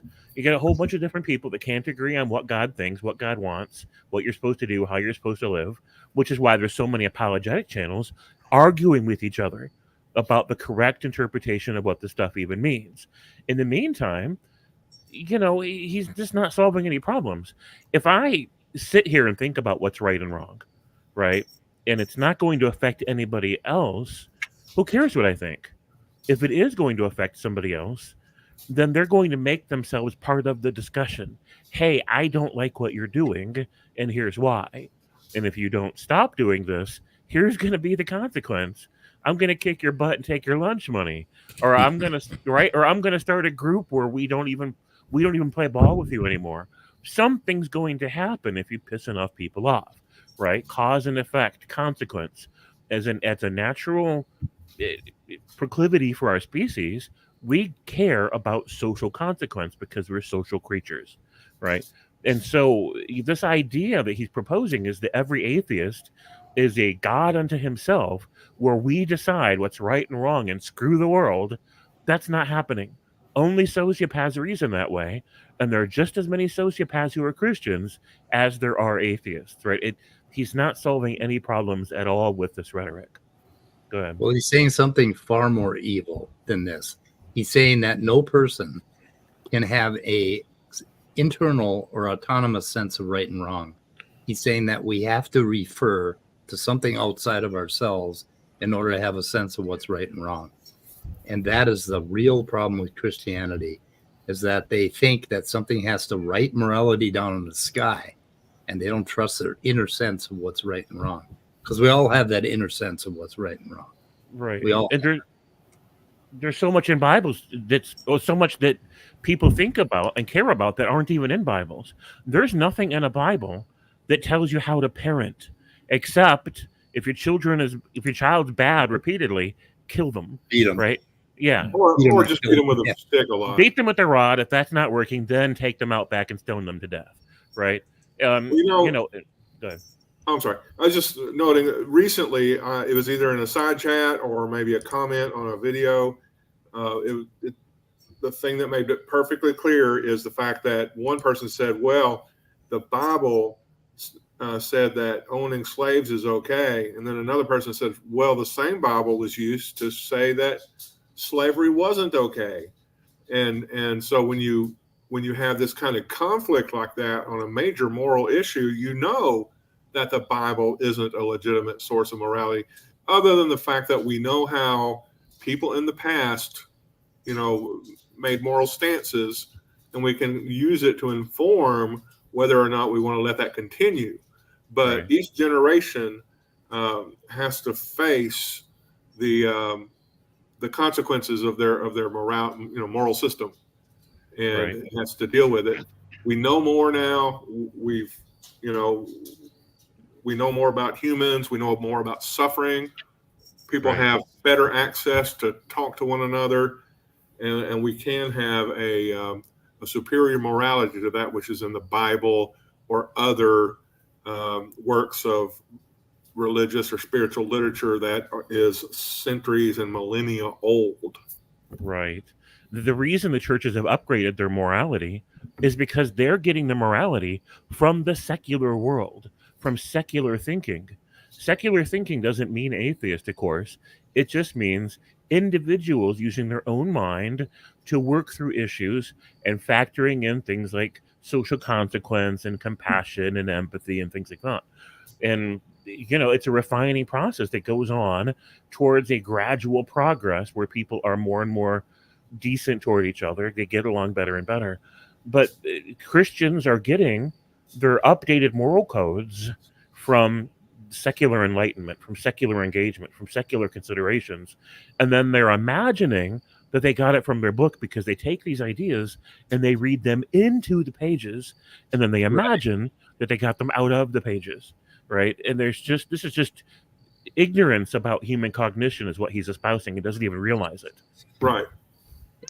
Okay, so Yeah, one I'll minute also say- left. I'll also add one more thing, which is I think I'm falling in love with this guy more and more, simply because, of course, exactly what he just said is the antithesis of what most Christians had been saying for 1,000 years in Europe, at least, before the Enlightenment, which is it's ordained by God to have a ruler, and that means that kings have a divine right to rule, and what they say is not just law; it's law with the backing of God's morality.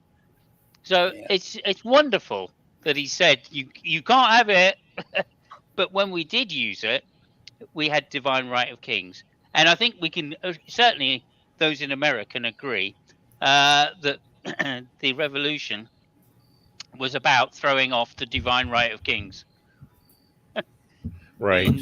in Point George, I believe it was. It wasn't a divine ruler. So I mean, it's irony at its height, the height of Christianity, to say on one hand you can't have morals, and on the other hand, God's given morals to one family. Right. Anyway, there you go. Yeah, that makes perfect sense. And in the meantime, what happens if a Christian going to a Christian church decides subjectively for themselves that they think that what this church is teaching isn't quite right? It doesn't quite set well with them and their personal ethics, their personal moral compass. They'll quit going to that church and they'll go to different churches until they find one that matches their own moral compass, which means that the entire process, from beginning to end, is entirely subjective. They're not finding a church to give them morals. They're finding a church that matches the morals they already have. Yes. You hear that quite often. We went to so many churches we didn't like, and it's like, what didn't you like? Aren't they teaching from the same book? But Right. somehow you don't like it when they're teaching from the same book. Should be a red flag, but instead they just, like you said, there's got to be one out here that agrees with me. Yep. I think we got 2 minutes left. All right, we'll see what he's got his final words here on this. And what was this, number 5? Is that what we got through? I think it's 6. Is this 6, 5 or 6? Does anyone really expect atheists to recuse themselves of judging their own case? Is anyone shocked that when you judge yourself that you have a vested interest in finding yourself not guilty? So of course atheists think that they can live moral and ethical lives because they are the ones evaluating themselves. Atheists begin with a priori bias. No, again, we work as a society, and atheists have no problem working with a society. We're not setting ourselves outside of society. This is why you can't let an atheist babysit your baby for you, because he'll eat it. There you go. Also, it's interesting because all he's really referring to is cognitive bias. And of course, that is one of the reasons that the scientific method is so successful, is because it does a lot to eliminate that very problem. And yet, it's amazing how the church has struggled against science over the hundreds of years since the Enlightenment. In fact, since the Renaissance. Right. Agreed, Incredible. 100%. Yeah. And what he's also saying is, don't do your thinking for yourself. Come let us do it for you, because the creator of the universe whispered to us in a private room to come out, not here, out into the hallway to tell you what he really thinks. And you're supposed to just take our word for it. Yep. That there is no higher authority than man. Therefore, man is the ultimate source of meaning, morals, truth, significance, reality, and beauty. Under this premise, each man is in charge of judging their own life and deciding if they are pleased with the results. In a way, yes. Yeah, not really anything wrong with that. He's just acting like it's a bad thing. Sorry, who wrote the book? Dudes. Yeah. Dudes. Well, and there's nothing wrong with being able to stand your own reflection in the mirror, right? Some people want to see what they want to see in the mirror and not be ashamed of it, and need forgiveness for the burden that they're carrying. Mm-hmm. Others are humble enough to understand their own shortcomings and do something about it. So, right. See, where's he at, Mike? Is he just about to the next question? We got about no. There is no next question. I don't think. I like how he slipped some extra stuff in there, like beauty. Like you don't even get to decide beauty for yourself. Yeah. And reality. Yeah. Yeah. Well, you don't You get know, to decide reality for yourself. God never painted no painting for me, so I don't know where he gets the idea of beauty. I think that's quite clever of him in some ways, because I think a strong argument against objective morality is plausibly the aesthetic the aesthetic argument, right? Saying that aesthetics is first person and subjective, and therefore morals follow the same path. So the fact he's tried to say that aesthetics are objective is quite interesting. I'd like to know how he can prove that aesthetics are objective, but there we go. That's another story. A lot story. of the arguments come from the religious apologists that, well, if one person decides, like somebody sets themselves up as king or whatever, then if that one person decides, then is that right? And it's like, well, no, not if everybody else in the world says that's not right. That's not how we decide the morals. The morals isn't the one person. It's for the betterment of everybody. It at least as best as we can do. So it always seems to come back, oh, if one person decides, and it's like, that is not the argument from an atheist that one person gets to decide. I've never heard that argument. That only happens in religious systems. Yeah, they want one person to decide. We don't want one person to decide. What they're proposing is another fallacy or whatever you're going to call it. It's straw man, maybe. That's not what we say. So what he's proposing is so much worse, that each individual deciding for themselves how to behave. He's saying that one special person who claims to have the ear of the creator of the universe, he doesn't get to just decide for himself, which he does. He also gets to decide for everybody else what's right and wrong. And he gets to do that based on, well, God told me so. And you're just supposed to believe it. Yeah, as opposed to the real way it's done, which is, over generations, people act in particular ways, which proves to be successful or not successful. And through those experiences, people then look back and judge what is more likely to be good and bad. And that's what causes the sense of objectivity in morals, right? As it does with exactly the same thing within aesthetics.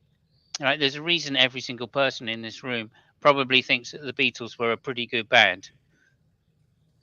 Right? Yeah. There's a reason for it. Okay, that's because there have been generations of people that have said the Beatles are a pretty good band. And when you go to it with the expectations of thinking they're a pretty good band. Does that mean they're objectively a good band?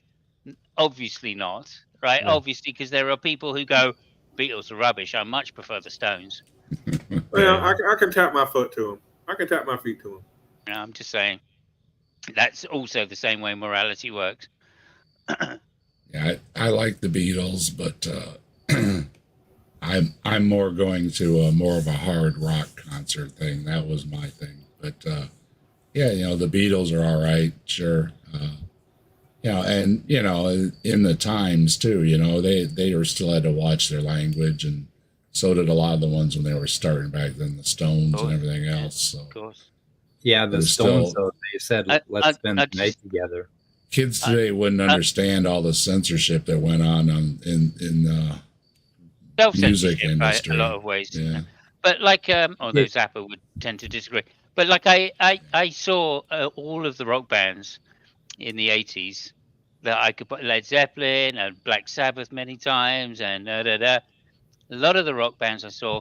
Best gig I ever saw in my life was Paul McCartney in the early 90s. Yeah. His band was absolutely fantastic. The gig was amazing. Was that the band? Sorry again? Was that the band? Paul McCartney with Wings. With Wings. Oh, Wings. Yeah. Okay. Yeah, I'm thinking of the band. I mean, they're absolutely phenomenal. Really, really great gig, and the sound was amazing. But not to say that seeing like Black Sabbath with Dio in the early 80s, I mean 1980, wasn't an amazing gig, or seeing Motorhead wasn't an amazing gig, right? It just wasn't the best gig I've ever seen in my life, you know. Yeah. When the Rolling Stones came out with "Let's Spend the Night Together," there was a radio station in Duluth, Minnesota, that used to bleep out "Let's Spend the Night Together" for teenagers. Yeah, so teenagers didn't get any ideas. You know, like we didn't get any ideas all by ourselves. I don't know. My ideas were in my pants. Yeah, and did they miss what rock and roll meant? Yeah. Anyway, Well, we got about 2 sentences left. Looking back, we can see where they were trying to get around the censorship with some of the colorful language they used about different activities, and some of us, it didn't take until we got older, and you see one of these videos that says, "Do you know what this song is really about?" It's like, I'll be damned, I didn't know that's what it was about. Like She-Bop. I'm not sure if I remember this correctly, but I think the Stones actually released a different version that said something else because they couldn't get any airplay in the United States. Oh, she's got like the jack. I thought they were talking about a card game, and apparently that's not what they're talking about. No. Not at all. I was thinking, my mind immediately when you said that went straight to Chuck Berry. Riding along in my automobile. Maybe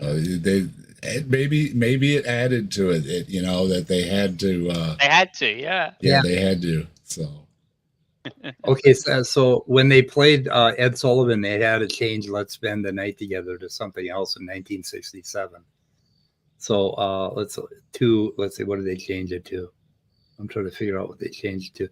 Let's spend the night. Let's spend some time together. They had to change it to "Let's spend some time together." Right. The Doors too, where he said something about getting higher, and they said you can't say that, and he went on there and said it anyways. Getting don't come a knocking if the car is a rocking. Yeah. Right. And you did. You could be perfectly innocent, you know, and just be going along, just singing the song, and it doesn't enter your mind. And you know, one of the most adorable videos out there is when they did one toke over the line, "Sweet Jesus" on the Lawrence Welk show, because they were so innocent, right? They had no idea what they were singing about, and it's so adorable. Look it up. They did the song on Lawrence Welk, totally apparently oblivious to what the song was about. Wow. I'll say one other thing, which is there's a video, an Ali G video. Well, no, it's not Ali G. It's Bruno, where Bruno goes to a Christian rock concert, and this is Christian rock bands, right? So they're all into the heavy, and he completely undermines all of the things they're saying by misinterpreting what it is to mean something other than what they actually mean it to be. Wow. I like the stories like Ozzy Osbourne was in a protest against one of his concerts. He just walked into the protest crowd and he's standing out there going, "Yeah, you know, Ozzy's terrible and Satan or whatever." And everybody's going, "Yeah," nobody had any idea they're standing right next to Ozzy, you know? Yeah. And another great one is Dolly Parton entered a Dolly Parton lookalike contest. Oh, and and she didn't win. And she didn't win, yeah. In chat, Bruno goes to a Christian rock concert. So. Thank you. There's lots of that in Bibles too, where people read innocent sounding passages, like where feet is a metaphor for God's junk, and a lot of readers just don't know that. And it's one of the most mind blowing things on this vision, and I was going to say, Nitty covers a lot of God's genital type stories. Yeah, there's lots of God's genitals in Bible. Nitty's got that covered pretty good over there too. Yeah. God's like, hey, free advertising, why not? Good on him. Yeah. Okay, David. Two more lines, and we're done. So. Okay. Well, I'm already done. I already took the video down. Oh, you did? Okay. Anyway, that's two more things. That's go ahead. I was going to say, got any final things to say? Go ahead, Mike. Good night. Good night. Yeah, James, I'm gonna any final thoughts? Ed. So my final thought was just that video that I linked, right? And there are two different sources for that idea that I know of. There's that Myth Doesn't clip where, man, I can't remember that scholar's name, but she's a very well-respected Bible scholar. Just can't remember her name right now. And then the other one is Christine Hayes. Fredericks? Yes. Paula? No, Fredericks? no, that's not Paula. That's not Paula. Francesca? No, Separate that's Capullo? not who that is. I can't remember this lady's name. Anyways, the other one is Christine Hayes, and both of them talk about the same thing. You were supposed to argue morality with God. You were supposed to bring your disagreements to God and your reasons for that. The priests would do it on your behalf, and they would come out and say, good news, God changed his mind. He's going to, and this allowed them to keep growing ethically. It allowed for them to meet the changing needs of the people as they evolved and as their circumstances changed, which was a very practical way of dealing with it. So this rigid, absolute morality, this absolute objectivity that you're getting from the top down is not the way that it worked in Bibles. It's only the way that it works in modern Christian fundamentalism. 100%, yeah. Scott, you got anything final to say? We lost Mike. He's done. Yeah, it's fair. You talking to me? Yep, I'm talking to you. Oh, I'm sorry. I was looking for the name of that. Yeah, Mike said goodbye in the chat. He's got dinner to make, whatever. And thanks for stopping by, Mike. Have a good night. Enjoy your dinner. Go ahead, Scott. Oh, I was just I found the original the original link for the for that video, that little short clip that James gave us. I'm trying to find out who said it. So I'm going to hit mute and try to find it, and I'll come back and let you know. Okay. And Simos, any closing thoughts? Yeah, of course. Yeah, of course I do. So we started off by asking important questions for atheists. And as an atheist, I just want to extend the list. I've got another 32 important questions which I want to list here. And basically, the first one is, who are you? And the second one is, who the hell are you? And the third one is, who do you think you are? And the fourth one is, why the hell do you think you are? And I could go on, but I won't. Nice. So yeah, thanks very much. I really enjoyed being here.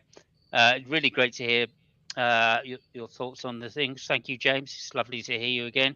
Thank you, and Simon. Scott, it's really nice to be in your presence. Thanks. Simon, thanks I enjoyed talking with you. Yeah, thanks for joining us, Simos. It's Saturday night at the Atheists, and I borrowed this from Mike and Scott over at Answers in Atheism, and trying to get it going again, and a friendly atmosphere like we've been having here with we've had a Christian on 2 weeks in a row here, and we've all had a pretty good discussion, and we welcome more of that. Hopefully I can keep finding these videos from these smaller channels, and we could always come back to this too. He's got more to go through where we get number 5 or 6. There's supposedly 16, although some of them are missing unless I come across part 2, which I'm looking for. If anybody finds part 2 to this, let me know. I'll put the link in the description as soon as we're done here for the video. You can go see it yourself. Like I said, the only thing I did was trim off the intro. Otherwise, we were letting it play as is. So. But otherwise, go check out everybody's channels, especially Answers in Atheism, where I often have the pleasure of spending time with Mike and Scott. And James Apperson has a channel. I believe he might be starting a new channel, so we'll see. We'll be looking for that. And Simos has a channel too. Go check out Simos too. Yeah, I do. It's just at Simon's Funk, all one word. I do Formula One and a bit of gaming, and I also have a playlist of some philosophical topics. And you can get a lot more of Simos over there. So real And- quick, Go ahead, Scott. that person was Amy Jill Levine. Yes, that's I think she's I don't know if she's like a professor of New Testament from a Jewish point of view, but yeah, check out that stuff. She has some interesting stuff to say about Judaism and how they're not quite as rigid as a lot of Christian groups are. Of course, there's some rigid Jewish sects as well, but anyway, it's really interesting. Yeah. Dave, you ran a perfect Saturday night at the Atheist. Thank you. And Absolutely. it's really enjoyable experience, and I'm really glad to get to interact with James and Simos again. Yeah, I was My glad goal- for this too. These anybody interactions. Go ahead. I'm sorry, go ahead. Yeah, these are the only socialization I get with other adults. So it's nice. You're always welcome, James. Always appreciate your input. It's always insightful. Thank you. And I was gonna say, if anybody comes across a video, let me know. Get a hold of me or send it to somebody I know, like Mike or whatever. It'll get to me. If you find something from one, I want to stick with the smaller channels that have something about atheists that they're talking about for Saturday night at the Atheist discussions. And we're gonna. I'm trying to make it a regular thing. And, something we can do on Saturdays to just hang out and have a nice conversation and maybe a few laughs. And everybody's welcome. Like I said, as long as everybody's civil, we welcome everybody here at the Captive Desk. We welcome you to the discussion at Saturday night at the Atheists. And we welcome a believer's input along with the atheists, because we want to hear what you have to say too. And with that, I'll say have a good one, and I'm going to play my outro because I made an outro. So thanks everybody for joining, and have a good one. Bye-bye.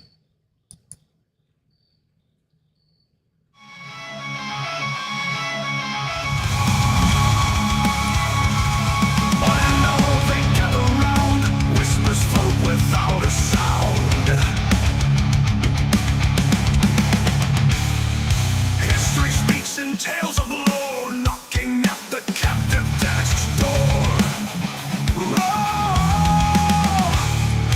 Legends live within these walls, silent echoes in the halls, books and stories on the floor, knocking at the captive desk's door.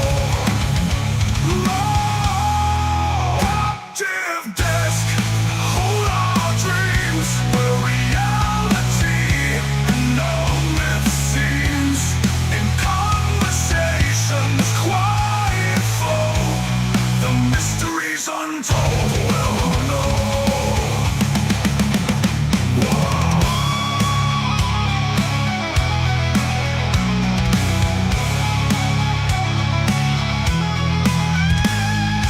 Legends live within these walls, silent echoes in the halls, books and stories on the floor, knocking at